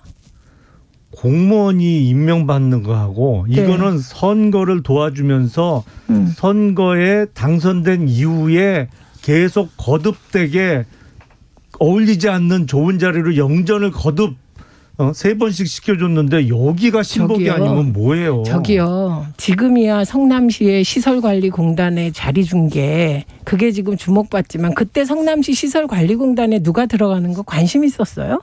그러니까 저는 어떤 자리가 객관적으로 우리 사회의 표준에서 뭐 80대는 자리다, 90대는 자리다, 99대는 자리다. 윤석열 전 총장, 검찰총장은 저는 100일 같아요. 대통령 위에 검찰총장. 그리고 역대 대통령들이 다 최측근을 검찰총장 시키지 않았습니까? 그러니까 저는 이거는 측근이라는 개념, 측근이 문제가 있으니까 이재명도 문제가 있다는 어거지 논리를 만들기 위해서 자꾸 측근 하는데 구체적으로 내용을 얘기해 보세요. 아니, 그러면 그 유동규 비리의 씨가 연관성. 이재명 후보의 신복이 아니라고 하는 건 정말 손바닥으로 하늘을 가리는 거예요. 그거는 손준성 검사가 윤석열 전 총장의 핵심이 아니라는 것이 더 심한 거죠. 이 부분은 저희가 유동규는 누구인가는 저희가 김은지 기자하고 할게요. 손가락으로 하늘을 가린 손가락 얘기 그만하시라니까. 아니 손가락으로 하늘을 가린 우리 김 의원님한테 제가 질문하겠다고요. 네. 남욱 정영학 대장동 개발에서 핵심 의혹 당사자들이 많은데 유동규가 제일 먼저 구속됐습니다. 이거는 어떤 걸 의미합니까? 전 검사로서 얘기해 주십시오. 일단은 지금 검찰 수사가 정영학 회계사가 제출한 사진과 녹취록에 의존하는 수사로 보여요. 그렇죠. 지금요. 왜냐하면 압수수색이 그렇게 잘 되지도 않았고 네. 압수수색 범위가 넓지도 않았어요. 그렇죠. 너무 좁았어요. 네. 그러니까 그 녹취록에 나온 얘기가 주로 유동규 씨와 관련된 얘기가 가장 명확하게 드러난 것으로 보여요. 그렇죠. 그렇다면 정영학 씨가 선택적으로 녹취록을 만들어서 제출했을 가능성이 있잖아요.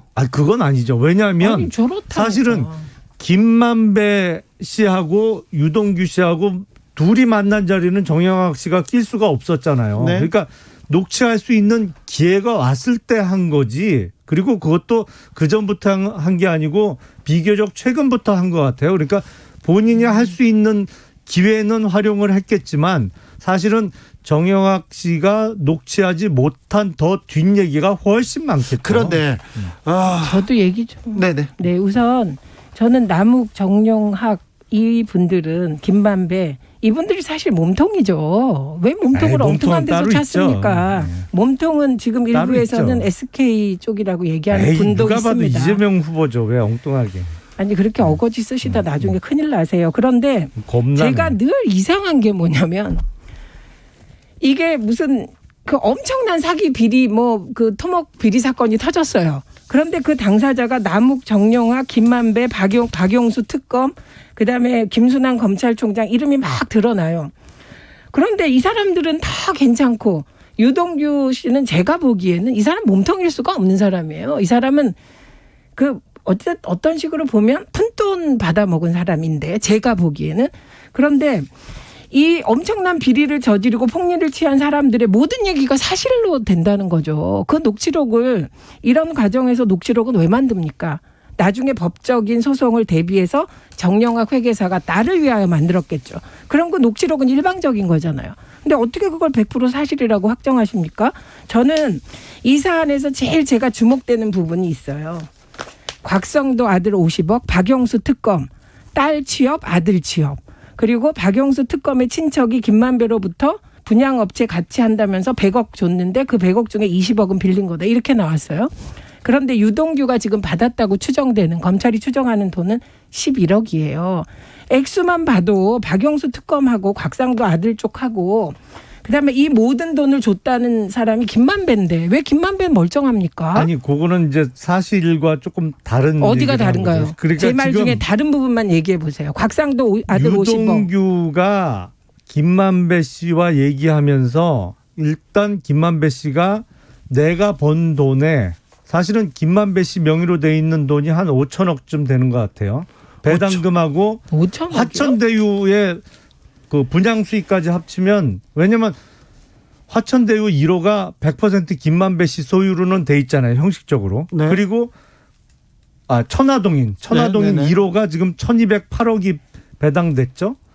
김만배 씨 100% 소유로 돼 있고 화천대유도 김만배 씨 100% 소유로 돼 있어요. 근데 거기 배당이 550억 받았고 분양 수익이 적어도 3천억 내지 4천억 이상 분양 수익이 났기 때문에 그거 잘못된 합치면 거예요. 5천억이 좀 넘어요. 근데 아닙니다. 김만배 씨가 내가 번 돈의 절반 정도를 주겠다고 했다는 거 아니에요. 그리고 우선 700억 정도를 어떻게 넘겨갈 거냐 이걸 논의했다는 녹취록 내용이 있는 거로 봐서 11억은 사진 찍힌 게 11억 정도고 나머지 추첨이잖아요.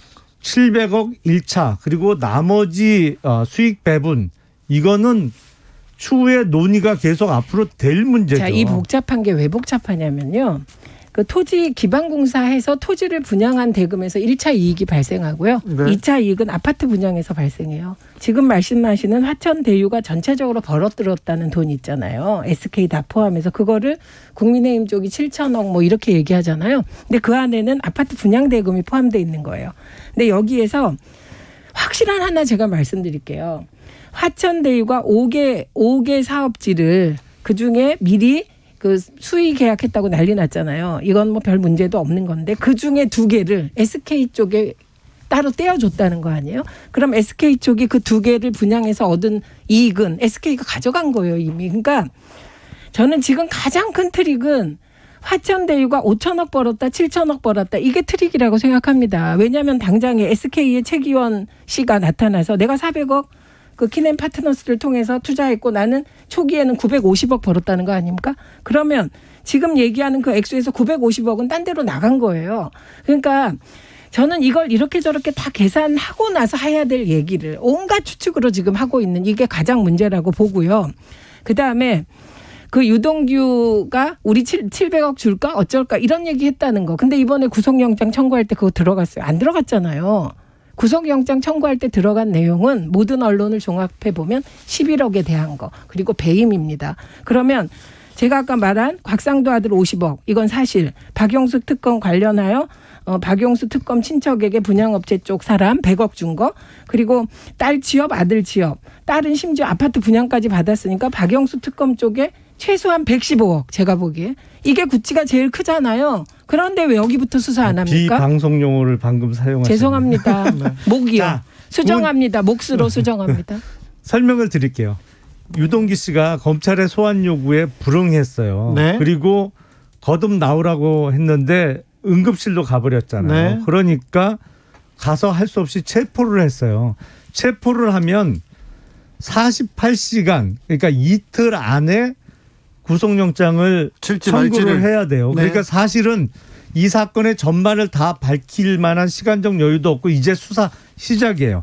구속영장에 적히는 범죄 사실은 지금까지 수집된 증거로 소명이 가능한 범위 내에서만 적을 수밖에 없습니다. 그러다 보니까 사진 찍힌 11억하고 업무상 배임 그러니까 지금 성남도시개발공사 몫으로 가야 될 거를 뭐 규정을 바꿔서 화천대유에 몰아준 거를 이제 업무상 배임으로 구성을 해서 한 거고 영장 범죄 사실은 정말 최소한의 것만 들어간 거예요. 그러면요. 앞으로 수사를 하면 업무상 저기요. 배임뿐만 아니라 이 뇌물 액수가 이게 700억이 될지 뭐 1000억이 그냥 넘어갈지 1조라고 하세요. 1조를 유동규가 먹었다고. 유동규를 아니, 옹호할 유동규가 생각은 전혀 저는 없습니다. 유동규 거라고 저는 전혀 그럼 생각 누구 안 해요. 거예요? 1조가 되면. 몸통은 따로 있죠. 그 몸통은 따로 있다. 구체적으로 얘기해 보세요. 아니, 그럼 21억은 누가 먹은 겁니까? 이재명 후보가 얘기를 했잖아요. 대장동 사업 본인이 설계했다고. 그리고 성남시 조례와 성남도시개발공사의 정관을 보면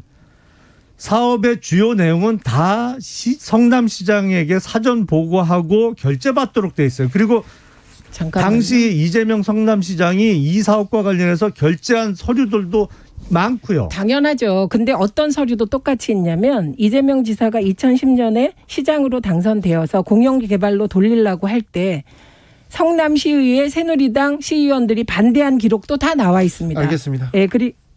네. 다 나와 있습니다. 그리고 제가 구체적으로 적시해 보라는 건 의혹을 가질 수는 있어요. 유동규라는 사람이 11억을 먹었다. 그럼 어떻게 되는 거지 이렇게. 그런데 그 의혹이 확정되지도 않았는데 몸통 하면서 운운하면 저는 이렇게 말할 수밖에 없죠. 그러면 검찰 고발 사주, 검찰의 선거 개입, 그리고 검찰 권력 사유화로 장모 보호했다는 문건 2개. 이걸 보면 이건 국기문란이고 이 국기문란의 몸통은 윤석열 전 총장이다. 그러면 윤석열 전 총장은 스스로 구속됨이 마땅하다. 이렇게 말할 수밖에 없어요. 그러니까 추측 가지고 하지 말고 팩트로 하자고요. 아니 팩트로. 이미 드러났잖아요. 뭐가 팩트가. 드러났어요? 업무상 배임인 게 법원에서 1차적인 인정을 받았고 이 설계 그렇게 자체가 말씀하시면 안 되죠. 하천대유쪽에 부당한 이득을 많이 몰아준 것 자체가 범죄가 되는 게 소명이 됐고 안 됐어요. 왜 안 됐냐면 영장이 그럼 어떻게 발부가 됐냐고요. 의원님. 그러면. 수색 영장이나 구속 영장이 발부되면 전부 그게 범죄라면 뭐하러 3심 제도를 주고 재판을 합니까? 어떻게 그런 말도 안 되는 말씀을 확정될 하세요? 때까지 무죄라고 주장하시겠네요. 당연하죠. 이제 구속영장만 나왔잖아요. 아직 기소도 안 했는데. 제가 그랬잖아요. 법원에서 1차적으로 인정을 받았다고. 그러니까 소명이 됐다는 얘기죠. 자, 알겠어요. 그게 구속해서 수사해볼 만하다는 거지. 구속영장이 곧 이게 불법이다 확정짓는 거면 재판을 왜 합니까? 근데 기소하지 건건이 말지. 뭐 불리하면 대법원 확정될 때까지는 무죄라고 주장하시고 대법원 확정 판결 나와도 박근혜 때 그러셨잖아요. 무죄라고 주장하시고 이런 식으로 하면 토론하면 결론 안 납니다. 한명숙 전 총리는 검찰의 공작 수사에 의한 피해자입니다. 아무튼 손가락 얘기하다가 다시 대장동으로 오니까 김용남 의원 목소리가 커지셔가지고요. 네. 아니 기회 있으실 때마다 그 손가락 얘기를 하시나요? 아니요. 아니 오늘은 손가락의 날이에요. 아니라니까요. 아니 근데 혹시 이 지사를 지지한 사람들이 옛날에 손가락 혁명군이었는데 혹시 숨어 있는 손가락 혁명군이세요? 김영현님께서 화천대유 토론만 하다가 부동산 전문가 되겠어요. 그러게요. 자 오늘은 이쯤으로 마무리할까요? 네. 김용남 의원님 특별히 고생 많으셨습니다. 아유 극한 직업인 것 같아요. 그러게 말해요. 오늘은 특히 힘드네요. 아니요. 그 캠프가 힘들어요. 네. 그렇죠. 최민희 의원님 감사합니다. 고맙습니다. 네, 감사합니다. 정치적 원의 시점이었습니다.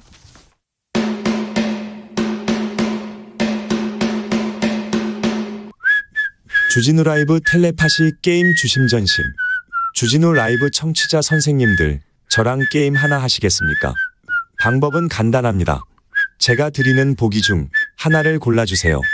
그저 촉과 느낌에만 집중하시면 됩니다. 보기 드릴게요. 1번 주스, 2번 주필.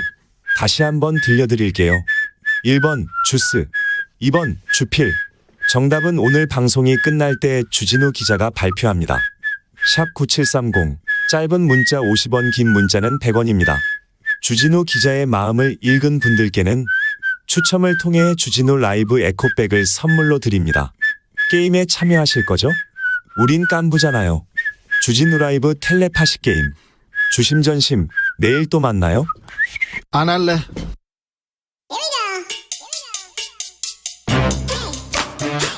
뉴스를 향한 진지한 고민, 기자들의 수다. 라이브 기자실을 찾은 오늘의 기자는 은지옥이요. 시사인 김은지입니다. 저 휘파람 안 분다고 그랬잖아요. 이건 아닌 것 같아요. 나 참 오징어 게임 저는 안 봤거든요. 네, 워낙 지금 전 세계에서 1등을 했다라고 하는데. 그래서 화제성이 있어서 제가 1편 정도 이렇게 훑어보고 말았는데 휘파람을 갑자기 부르라고 해야죠. 자, 첫 번째 뉴스부터 가볼까요? 네, 지난주 금요일에 열린 국민의힘 대선주자 TV토론 화제입니다. 그 왕자 토론 때문에 그렇죠? 네. 모든 이슈를 잡아먹었어요. 네, 윤 전 총장은 TV토론에만 나왔다면 사실 설화를 좀 만들어내는 경향이 있었는데요. 뉴스메이커입니다. 네, 지금까지 집이 없어서 천역 통장을 못 만들었다. 네. 김여정 부부장이 언제 그런 발언했냐 이런 식 이야기를 했었는데요. 지난주 금요일에는 말씀처럼 말이 아닌 행동으로 화제를 모았습니다. 손바닥 한가운데 왕자를 그려놓은 장면이 카메라에 포착됐는데 논란이 되자 윤석열 캠프에서는 같은 아파트 사는 동네 할머니들이 토론회 갈 때 힘받으라고 손바닥에 적어준 것에 불과하다 이렇게 이야기했는데요. 아이고, 이 얘기를 방송 처음부터 끝까지 다 했어요. 계속 이 얘기를 하는데 그런데 저는요 다른 후보들의 반응 다른 후보들은 어떻게 반응했죠? 네, 홍준표 의원이 박근혜 전 대통령이 최순실 시켜서 청와대에서 구술했다. 허무맹랑한 소문 하나로 여론이 급격히 나빠졌는데 이제 부적 선거는 포기하시길 바란다. 이렇게 유승민 이야기했습니다. 후보도 그랬어요? 네, 과거 오방색 타령하던 최순실 같은 사람과 윤 후보님은 무엇이 다르냐라고 하면서 일종의 최순실 트라우마를 다들 이야기했습니다. 그렇습니다. 보통 이렇게 국민의힘에서는 상대 후보들에 대한 약점 공격 많이 안 하는데 이 문제는 질타하기 시작했습니다. 그런데 재밌는 것은 윤석열 후보의 반응입니다. 윤석열 후보 측에서 홍준표 후보를 공격하고 나섰습니다. 네, 직접 후보가 그렇게 이야기를 어제 했었는데요. 어떤 분은 속옷까지 빨간색으로 입고 다닌다는 소문 난 분도 있는데 이런 걸로 누굴 음해하고 공격하는 건 정치 수준을 떨어뜨리는 것이다 라는 이야기를 정치 했습니다. 수준을 떨어뜨린다는 것을 이 얘기를 윤석열 후보가 했군요. 네, 캠프 발언이 아니라 윤 후보가 어제 청년 관련된 행사에 가고 나서 기자들과 만난 자리에서 한 이야기인데요. 네. 그러니까 빨간색을 좋아해서 평상시에 빨간색 넥타이를 즐겨 매는 그렇죠. 홍준표 후보를 생각나게 하는 발언이었죠. 트레이드 마크였죠. 네, 이제 그러다 보니까 심지어 이제 캠프 논평도 비슷한 내용들이 나왔는데요. 홍 후보가 본명을 홍판표에서 홍준표로 역술인이 지어준 이름으로 개명했다. 이런 식의 주장을 했습니다. 그러자 홍준표 후보 쪽에서 곧장 반박이 나왔는데요. 당시에 검찰청 소년 선도위원이었던 성명 철학자가 판자 뜻이 같으면서 발음이 다른 준자를 하라고 한 거였고 그렇게 따지면 윤 전 총장의 부인 김건희 씨도 개명을 했다고 하는데 그 과정을 밝혀라라고 공격했습니다. 홍준표 후보는 지난 대선에서 야당의 자유한국당이었죠. 그때는 자유한국당의 대선 후보였습니다. 그런데 홍판표를 왜 홍준표로 바꿨냐 이런 말은 한 번도 나오지 않았는데 지금 이게 속옷 색깔까지 나왔습니다. 그런데요. 요즘 그 코로나 시대로 조금 대중유세다, 대중 강연 이런 게 없습니다. 그래서 TV 토론이 좀 집중되고 있는 거, 주목받고 있는 거는 같아요. 네, 아무래도 그런 상황인 건데요. TV 토론에서는 사실 잘하기보다는 실수를 하지 않는 게 각 후보들에겐 중요할 수밖에 없는 상황입니다. 왜냐하면 TV 토론 잘한다고 해서 후보자들이 A 후보에서 B로 옮겨갔다라기보다는 마음 정하지 못하고 있는 유권자들한테 어필할 수 있는 측면이 있고요. 네. 그리고 이제 찍을까 말까 고민하는 사람들한테 안 찍을 이유를 줄 수 있다. 이런 측면이 더 크다라고 볼 수 있는데 예. 아마 청취자 여러분들도 TV 토론하면 가장 먼저 떠오르는 장면들이 긍정적인 발언보다는 부정적인 장면이 훨씬 많을 겁니다.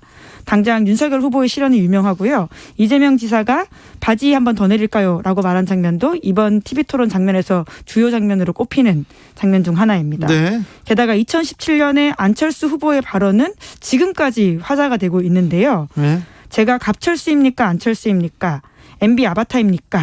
네. 이 발언을 해서 결과적으로 당시 상승세였던 안 후보의 지지율이 꺾였다. 이런 분석이 많았거든요. 레전드였죠, 그때. 네, 지금까지도 그만 좀 괴롭히십시오. 실망입니다. 실망입니다. 네, 예, 그와 같은 이제 안 후보 특유의 말투가 네. 지금 일종의 패러디가 되면서 예. 기억되고 있기 때문에 TV 토론에서 잘하면 굉장히 흥하긴 쉽지 않아도 못하면 크게 망할 수 있다. 이런 이야기들이 있습니다. 계속해서 TV 토론에서 점수를 잃는 후보가 있습니다. 그런데 아직은 지지율까지는 이어지지 않는 것 같은데 나중에는 어떤 결과를 미치는지 지켜보자고요. 다음은 어떤 뉴스죠? 네, 유동규 전 성남도시개발공사 기획본부장이 구속됐습니다. 자, 이분이 구속됐어요. 이분이 어떤 사람입니까? 네, 어떤 사람이냐면요. 이제 네. 1969년생이고요. 예. 한양대 성악과를 졸업했습니다. 성악과를 나왔어요? 네, 이제 그리고는 한동안 가전제품 유통업체에서 입사해서 영업직을 했다라고 하고요. 영업사원도 했고요. 네, 그리고 또 휴대폰 부품을 판매하는 회사를 만들어서 사업을 했다라고도 합니다. 사업도 했습니다. 네, 이제 그러면서 이재명 지사와 이제 관계되어 있다라고 지목되는 때는 아파트 재개발 추진위원장 조합장을 지내면서였는데요. 아파트 조합장을 했어요. 네, 경기 성남시 분당구 정자동의 한솔 5단지 리모델링 추진위원회 조합장이었다라고 합니다. 네. 그리고는 이 지사가 2010년 성남시장 선거에 출마하자 유 전 본부장이 지지 성명을 냈다라고 하는데요.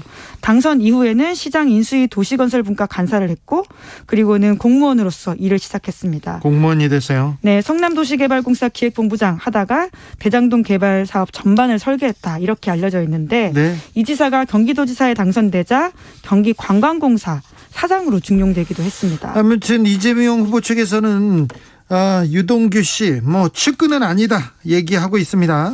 네, 어제 이렇게 이야기했는데요. 시장 선거 도와줬고 도움을 준 사람 중 하나인 건 맞는데 경기도에 와서는 딴 길을 갔다.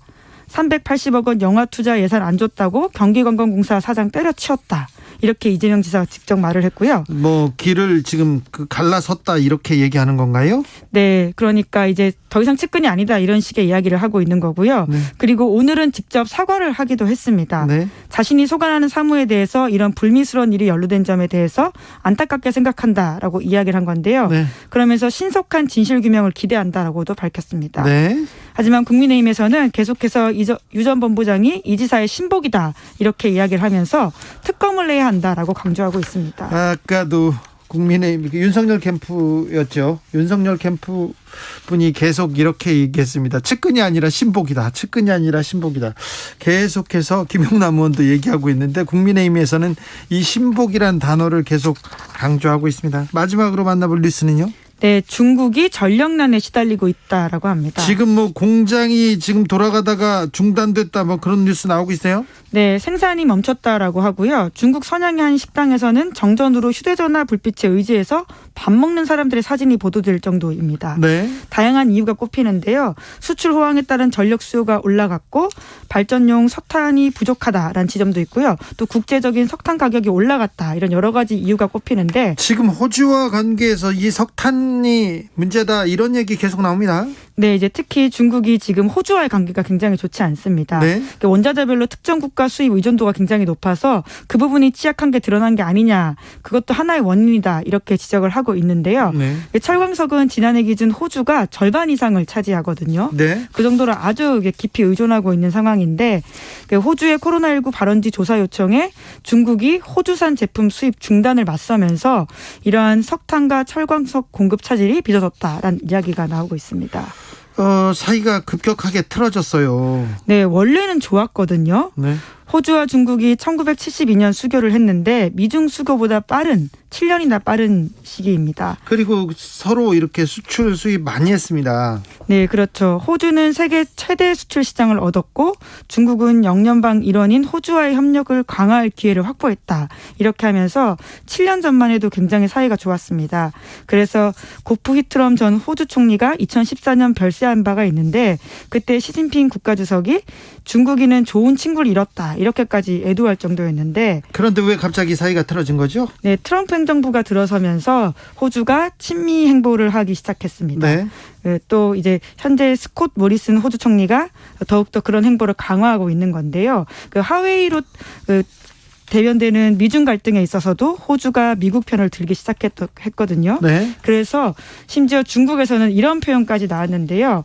호주는 중국의 신발 밑에 붙은 씹던껌처럼 느껴진다라는 논평이 황구시보를 통해서 나오기도 했었습니다. 너무 격한데요. 네, 뭐 이제 굉장히 지금 사이가 안 좋다라는 것들을 알 수 있는데 네. 중국에서는 2019년 3월 호주산 석탄을 시작해서 보리, 쇠고기, 와인, 바닷가재 이런 것들을 줄줄이 고율 관세를 부과했다라고 합니다. 그러니까 소위 무역 보복을 하기 시작한 건데 중국 시장 잃으면서 호주 수출이 반토막 났다라고 하고요. 네. 그런데 이제 또 중국 또한 세계 제1의 석탄 수출국인 호주와의 관계가 나빠지면서 마냥 좋은 상황은 아니라고 합니다. 지금 석탄이 없어가지고 발전소를 못 돌린다는 거 아닙니까? 그런데 중국으로 석탄을 많이 수출하는 나라가 북한입니다. 북한은 지금은 경제 제재로 지금은 국경이 닫혔는데 공항하고 철도를 정비하고 있어요. 그래서 중국에 수출을 하고 싶어 하는데 지금 남북 관계가 조금 진전이 있으면 남북 대화에도 이 북한과 중국의 갈등이 조금 있는데 그 갈등이 남북 관계를 조금 더 좀 빨라지게 하는 그런 촉매제가 될 수도 있는데 지금 우리가 외교력을 발휘해야 되는데 그런 생각도 좀 해봅니다. 네, 오늘이 14잖아요. 네. 그러니까 이제 과거에 좋았던 때가 생각이 나면서 다시금 관계 회복이 좀 됐으면 좋겠다라는 생각이 듭니다. 그렇습니다. 중국이 지금 고립되어 있는데 중국을 통해서 좀 남북 대화가 조금 더 진전되기를 바라봅니다. 기자들의 수다 지금까지 시사인 김은지 기자와 함께했습니다. 감사합니다. 네, 감사합니다. 교통정보센터 다녀오겠습니다. 이현 씨. 네, 서울 시내 곳곳에도 비가 오고 있는데요. 현재는 경기 북부와 강원 북부를 중심으로 비가 내리고 있습니다. 집으로 돌아가는 길 끝까지 안전하게 운행해 주시길 부탁드리겠습니다. 서울 시내 동부간선도로 의정부 쪽으로 이화교 부근에 고장난 차가 있습니다. 많이 밀리고 있는데요. 성수 분기점에서 이화교 쪽으로 가는데 30분 정도 걸리겠습니다. 고속도로는 서울 쪽의 정체 조금씩이지만 줄어들고 있습니다. 서울 양양고속도로 총 20km 구간 막히고 있고요. 설악 부근에서 화도 부근까지 정체고 다시 남양주 요금소에서 강일까지 어렵습니다. 영동고속도로는 새마을 부근에서 막히다가 대부분의 정체는 경기권에 와서인데요. 호법에서 양지터널까지 긴 구간 속도를 줄이고 있고요. 더 가서는 마성 부근이나 월곶에서 영동선 시점 쪽으로 정체입니다. 서해안고속도로 서울 쪽으로 가신다면 송악부터 막히기 시작합니다. 서해대교까지 정체가 길게 이어지고 있고요. 서평택 분기점에서 화성 휴게소까지나 매송에서 팔곡 분기점 그리고 일찍에서 금천 쪽으로 답답합니다. KBS 교통정보센터였습니다.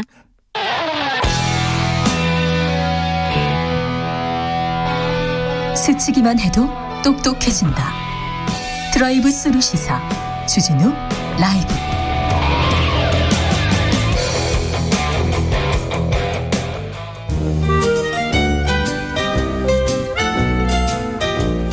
민생이 먼저다. 함께 잘 먹고 잘 사는 법 찾아보겠습니다. 민생과 통하였느냐. 생생민생 통.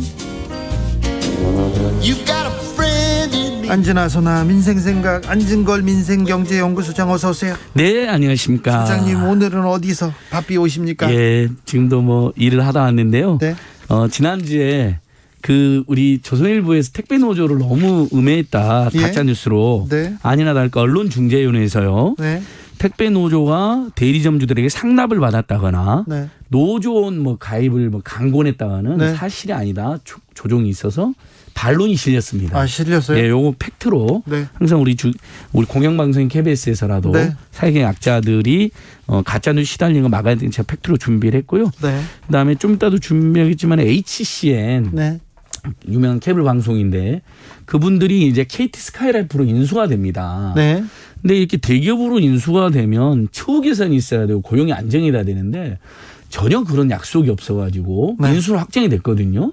지금 현재 국회 앞에서 농성을 하고 있습니다. 지난주부터 그래서 그 농성장도 갔다 왔습니다. 네. 그리고 저는 제일 지금 오늘 또 전념하고 있는 게 지금 우리 국민들께서 이제 헷갈리시지만은 국민지원금, 예. 그다음에 상생소비지원금, 네. 그다음에 희망회복자금, 손실보상금 이 4개가 이제 지급이 되고 있습니다. 네. 근데 이제 국민지원금은 이 신청이 35만 명 정도 지금 벌써 접수가 됐는데요. 예. 이 신청 제가 꼭 하라고 말씀드린 이유가 11월 10일까지 하셔야 되는데 벌써 14만 명이 이 신청이 받아들여져 가지고요. 35만 명 중에 14만 명이요? 348억이 지급되었습니다. 예. 그러니까 정부 당에서 분명히 90%까지 폭넓게 인정하겠다라고 네. 이야기해서 그 부분 실제 제가 체크를 해보니까 14만 명 348억이니까 그 1인당 25만 원 받는 거 있잖아요. 우리 네. 국민 88% 선이 받는 거. 폭넓게 지원해주고 있군요. 인정해주고. 예. 그러니까 너무나 억울하고 아슬아슬한 탈락자가 많았고 이 신청이 35만 명을 돌파했다는 건데 이 신청이 좀 까다로운데도 이렇게 많이 접수가 된 거거든요. 네. 근데 그중에 14만 명이 받아들여졌다는 거 굉장히 의미 있다. 네. 그래서 11월 10일까지 혹시 억울하거나 아슬아슬하거나 건강보험료가 몇천 원 막 이렇게 많아가고 탈락하시면 반드시 신청하시라는 말씀드리고요. 손실 보상은 어떻게 돼가고 있습니까? 자, 그래서 제가 이제 국민지원금 지금 말씀드렸잖아요. 이건 일반 국민들이 그냥 받는 거잖아요. 원래 네. 작년에 다 받았는데 이번에 어쩔 수 없이 88% 받았던 거. 두 번째가 이제 상생소비지원금은 그 신용카드 이제 2분기보다 더 많이 쓰면 네. 10월 달, 11월 달에 각각 10만 원씩 나오는 건데 요것도 보니까 지금 순조롭게 신청이 이루어지고 있습니다.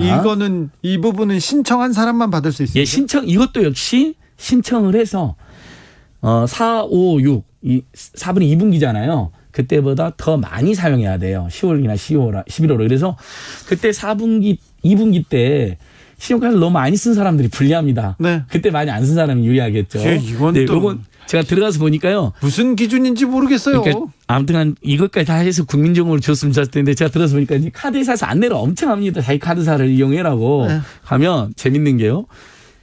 우리가 2분기 때 얼마 썼는지 알 수가 없잖아요. 네. 다른 카드사에서 사용할까지 모두 합쳐서 알려줍니다. 아, 그래요? 신기하죠? 네. 그러니까 우리나라 IT 기술이 이렇게 발전한 본인이 한 번이나 사용했던 신용카드사나 체크카드사가 있으면 네. 2분기 때 쓴 금액을 다 통보를 해줘요. 네. 자기가 이제 신용카드에 신청을 하면요. 네. 그러면 그것보다 더 많이 쓰면 되는 거죠. 네. 이게 이제 상생소비지원금이고요. 이제 지금 오늘 주제가 계속 얘기했던 희망회복자금하고 손실보상금, 이것은 피해를 본 소상공인들과 경영이기 업종, 우리 일반 국민이 아니라 네. 이분들이 받는 건데, 소상공인 지원금 이제 희망회복자금이 벌써 9월 27일까지 총 180만 업체에 3.9조가 지급이 됐어요. 네. 근데 요건 무슨 문제가 있느냐? 사각지대가 확인이 된 겁니다. 네. 사각지대는 뭐냐? 자, 동네 빵집은 되는데 떡집은 탈락하고, 그 다음에 인삼 판매업, 건강보조식품 소매업 탈락한 거예요. 예. 화초 판매업도 탈락한 거예요. 그래서 이유가 뭔가 했더니, 우리가 보기에 일반적으로 어떤 상권이 망하거나 그 가게가 안 돼가지고 분명히 매출이 줄어 경영이익 쪽인데, 황당하게 대기업들이 진출해가지고 평균 매출은 늘어난 걸로 나온 거예요. 그 오히려. 예. 그러니까 이분들 분명히 중소상공인으로서 매출이 몇십 프로 급감하고 그 상권이 죽어서 명동이 죽고 막 그랬는데, 대기업하고 상관없잖아요. 예, 그래서 이 부분은 지금 제가 확인하고 왔습니다. 현재 소상공인 희망회복자금 못 받으신 분들은 확인 지급 기간이에요. 9월 29일부터. 네. 확인 지급 신청하시고 최종적으로도 탈락하면 11월 달부터 이의신청을 할 수가 있습니다. 네. 그래서 저희가 중기부에도 강력히 지금 촉구를 하고 있습니다. 그러니까 평균적으로는 매출이 늘어난 업종이다 하더라도 분명히 소상공인들이 거기서 매출이 줄어들었다면 따로 분류를 해서라도 지급해야 된다. 네. 이런 거고, 손실보상금은 이제 10월 달에, 이것은 7월 달부터 손실에 대해서 적용이 되는 거거든요. 네. 소상공인들 영업금지나 영업 제한 당하신 분들. 네. 그것은 손실보상금인데 금액이 너무 작을까 봐 제가 걱정해서 그것도 역시 늘려야 된다고 제가 호소하고 있습니다. 김배공님께서 이 신청 너무 까다로워요. 이유 막론하고 받아주고 평가하게 해주게 해주세요 얘기합니다. 그런데 35만 명 중에 예. 14만 명을 줬다니까 지금 폭넓게 인정해주고 그렇죠. 있다니. 많이 인정되고 있는데 그러니 왜 이 좀 신청이 까다롭냐면 스마트폰에서 이 신청이 안 돼요. 왜? 서식을 다운받아갖고 작성해서 올려야 돼요. 그다음에 네. 증빙서를 내라 그래요. 그러니까 제가 지금 주민센터 차례를 한번 가시라. 네. 여유 있을 때 주민센터 가면 거기서 원스톱으로 됩니다. 알겠습니다. 네. 구민정님께서 카드 캐시백 할부 거래도 해당됩니까? 물어봅니다. 할부 거래는 안 됩니다. 안 돼요? 예. 신용카드 자기가 지정한 9개 신용카드사 중에 하나를 지정을 해서 사용하는데 일시불이어야 되고요. 예. 그다음에 대형마트나 대기업은 제외되고, 네. 대신에 국민지원금이 사용이 안 됐던 직영점 프랜차이즈라든지 이런 데, 그다음에 그 배달앱 있잖아요. 온라인. 그것까지는 다 사용이 됩니다. 실적 인정이 됩니다. 그 전반기에 아주 목돈을 썼어. 네, 이사를 했다. 뭐 차를 샀다. 그러니까 뭐 그런 사람들이 있지 않습니까? 다행히 차량 구입 비용은 빠지는데, 거기 빠지고. 어쨌든 뭐 모임에 갔는데 본인이 각 신용카드 막 지르고 그랬다. 네. 그러면 이제 신용카드 사용 실제 많잖아. 2분기가 그렇죠. 4, 네. 5, 6 세 달이. 지금 유리한 분들이 뭐냐면 그때 웬만하면 신용카드 안 썼던 사람들이 안 훨씬 써야 유리한 되는데. 거죠. 그때는 그래서 안 썼어야 지금 이제 꿀팁은 뭐냐면 원래 현금으로 내던 거 있잖아요. 네. 그걸 신용카드로 내고 12월 달 쓰는 걸 10월, 11월 달 당겨서 쓰고, 그다음 특히 모임에 가면 다 같이 이렇게 더치페이하는 모임 있잖아요. 네. 그때 자기가 신용카드로 내고 이번엔 사람한테 현금을 받으면 되는 거예요. 아유, 또. 그러면 신용카드 사용액이 늘어납니다. 아이, 그건 카드 깡이네요. 아니요, 그건 합법적입니다. 네. 가게 주인한테 알겠어요. 내가 20만 원 긁은 거라고 15만 원만 주세요. 이러면 네. 이건 불법입니다. 이건 해서는 안 되는 건데, 알겠습니다. 모임에서 회비를 걷어내고 내가 오늘 대표로 신용카드 내는 건 되는 거죠. 알겠습니다. 이석배님께서 가지고 있는 모든 카드에 합산 금액보다 더 써야 됩니까? 그렇게 됩니다. 그래야 됩니다. 그 IT 기술이 엄청나다는 걸 느껴집니다. 네. 본인의 2분기 카드 실적을 개개인으로 통보를 해준다니까요. 네. 그다음에 본인이 쓴 모든 카드의 실적을 있잖아요. 알려줘요. 네. 비교를 합니다. 그가 더 많이 쓰는지 적게 쓰고 있는지. 5217님께서 제가 동주민센터 총무팀장입니다. 오세요. 친절히 이 신청 알려드릴게요. 어떻게 제출하시는지 알려드릴게요. 아우, 친절하게 알려줍니다. 요즘 공무원들 얼마나 스마트하고 얼마나 친절한데요. 예, 실제 주민자치센터 가면 깜짝 놀란 이 신청, 국민지원금 신청이나 이 신청하는 거 있잖아요. 네. 이게 하나는 받으려고 신청, 하나는 못 받으려고 억울하게 신청하는 거잖아요. 아주 안내가 잘 돼 있습니다. 네. 너무너무 친절하고요. 아주 고맙습니다. 3696님께서 체크카드는 안 되겠죠? 신용카드, 체크카드가 다 합산됩니다. 합산됩니까? 예. 아, 그렇습니다. 예. 자, 이번에 많이 써야 되겠네요. 자, 가을입니다. 그런데 등산하면서 쓰레기를 가져오면 포인트를 적립해 준다고요. 요거 좋은 제도네요. 요즘 등산 2030들도 많이 다니신다는데요. 국립공원사무소나 탐방지원센터에서 쓰레기 무게를 측정하는데 그 무게만큼 포인트를 적립하는 거예요. 네. 근데 거기다 쓰레기를 주고 가는 게 아니에요. 네.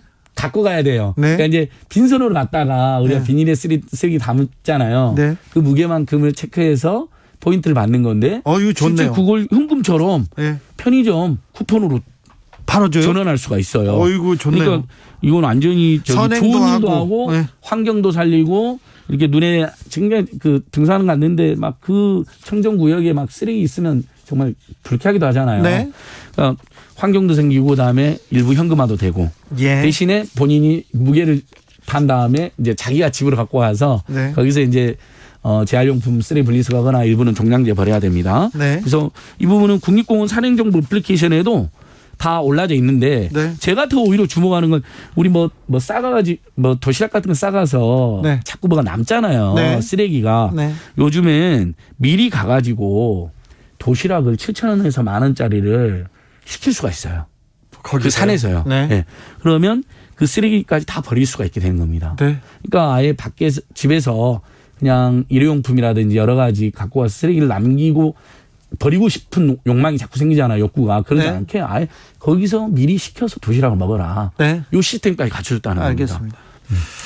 5508님께 더 쓸 돈이 없어요. 안 쓰고 안 받는 게 낫겠어요. 얘기합니다. 쓸 돈이 그러니까 없답니다. 그 국민지원금은 정부에서 이렇게 국민한테 지원하는 게 문제가 안 되잖아요. 네. 지금 12%를 안 줘서 문제가 되는 거고 예. 방금 보니까 계속 제가 지자체 100% 지급 촉구하고 있잖아요. 네. 전남 고흥군이 지금 동참한다고 연락이 왔어요. 그러니까 전국적으로 지자체가 이제 퍼져나가고 있어요. 경기도는 지금 이미 나머지 10% 신청을 받고 있고요. 예. 상생소비지원금이 그게 문제입니다. 잘못하면 과소비를 부추겨요. 네. 왜냐하면 2분기 때보다 더 써야지만이 그중에 10%가 적립되니까.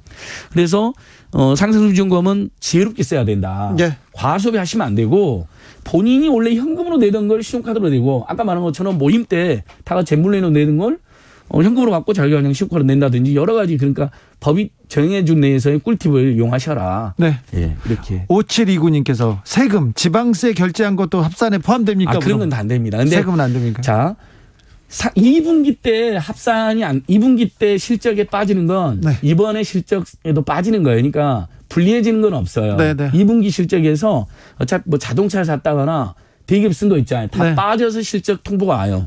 그게 굉장히 신기하죠. 정말 과학기술 잘 되는 거죠, 우리나라가. 네. 김영현님 지사에서 안 써요. 이렇게 토라지신 분들이 많아요. 예, 대신 이제 국민지원금을 받으신 분들은 저렇게 말씀하실 수가 있는데 국민지원금 못 받은 분들은 네. 이걸 잘 꿀팁을 통해서 잘 이용해 보라고 제가 공고를 드립니다. 알겠습니다. 과소비를 늘리지 않는 선에서요. 자, 위드 코로나 이야기 계속되고 있는데 자영업자들 조금 희망이 생깁니까? 숨통이 좀 트일까요? 예, 지금 벌써 6인으로 기준 완화된 다음에 네. 조금 손님 늘어났고요. 그 다음에 국민지원금 네. 풀렸잖아요. 네.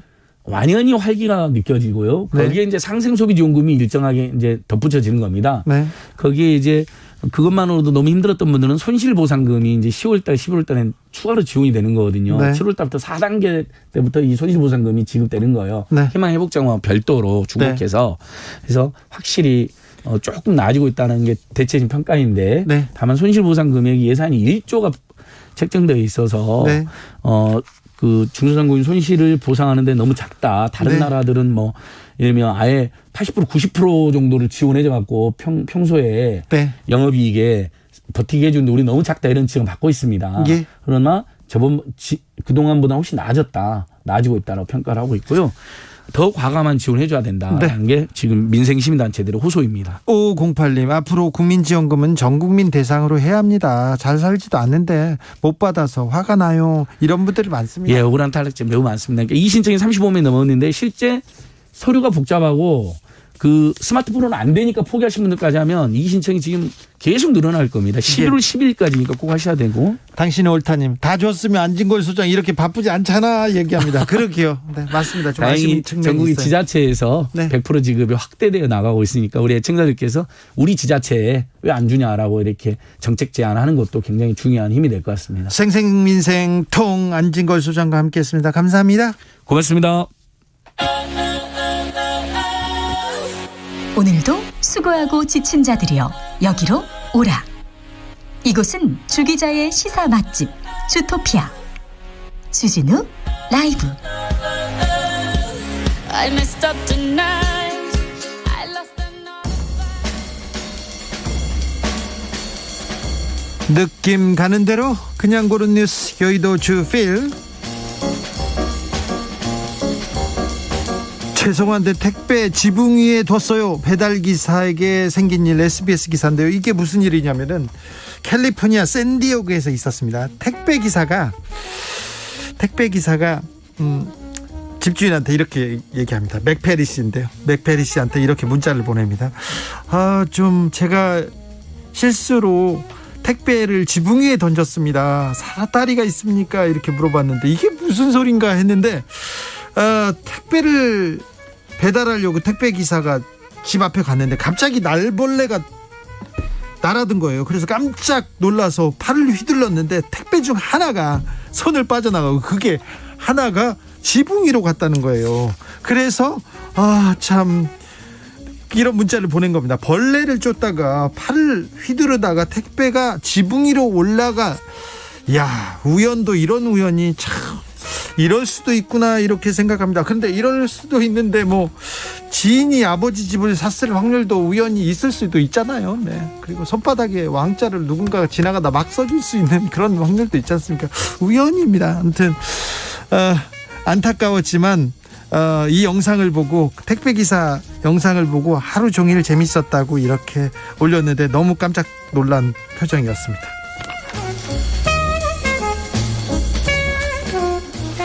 당신 없인 안 돼. 마리 앙뚜아네트 가려진 러브레터 해독돼. SBS 기사입니다. 마리 앙뚜아네트. 네. 뭐 빵이 없으면 케이크를 먹으면 되지 이 말로 유명했다는데 실제 앙뚜아네트가 그 얘기를 한 적은 없다고 합니다. 단두대에서 최후를 맞은 프랑스 왕비 앙뚜아네트한테는 절친이 있었습니다. 연인이 있었는데 스웨덴 백작 악셀 폰 페르센이라는 사람이 있었는데 이 앙뚜아네트가 편지를 이렇게 페르센한테 계속 보냈는데 편지 중간중간 이렇게 검은 칠이 돼 있었어요. 검은색 잉크로. 그랬는데 지웠는데 프랑스 연구진이 계속 연구해가지고 화학성분 분석해서 이 숨겨진 글자를 해독해냈답니다. 근데 덧칠된 글자에 뭐 어떤 내용이 있었냐면 당신 없인 안 돼요. 나의 사랑하는 친구요. 미치게 사랑하는 뭐 이런 글자였답니다. 글자를 덧쓴 사람은 페르센이었대요. 그런데 이 연구자들이 계속 연구를 해가지고 하버드대 교수가 이렇게 얘기합니다. 페르센이 앙뚜아네트의 를 보호해주기 위해서 사랑하는 사람을 보호해주기 위해서 이렇게 중요한 문자는 덧칠했다. 소중한 편지를 버리지 않고 민감한 내용을 이렇게 덧칠했다. 이렇게 분석했다고 합니다. 대학교에서 고명하신 분들이 이상한 연구하는 분들 참 많다는 생각 가끔 하는데요. 가려주고 싶은 부분 일부러 비밀로 그렇게 가려놨는데 굳이 연구해서 밝힐 필요가 있었나 이렇게 생각도 됐는데 아무튼 사랑하는 사람의 편지를 버리지 않고 가려줬다고 합니다. 8살 나이에 소행성을 찾다. 세계 최연소 천문학자 화제. 서울신문 기사인데요. 브라질의 니콜레 올리베이라라고 8살 먹었습니다. 8살 먹은 소년대 세계 최연소 천문학자로 이름을 올렸다고 합니다. 이 소년은 미 항공우주국 나사가 후원하는 소행성 탐사 프로그램에 참여해가지고 매일 이렇게 망원경으로 우주를 보다가 18개의 우주 암석을 발견했는데 그중 하나가 아무래도 이 올리베이라의 이름을 따서 소행성으로 등극할 확률이 많다고 합니다. 네.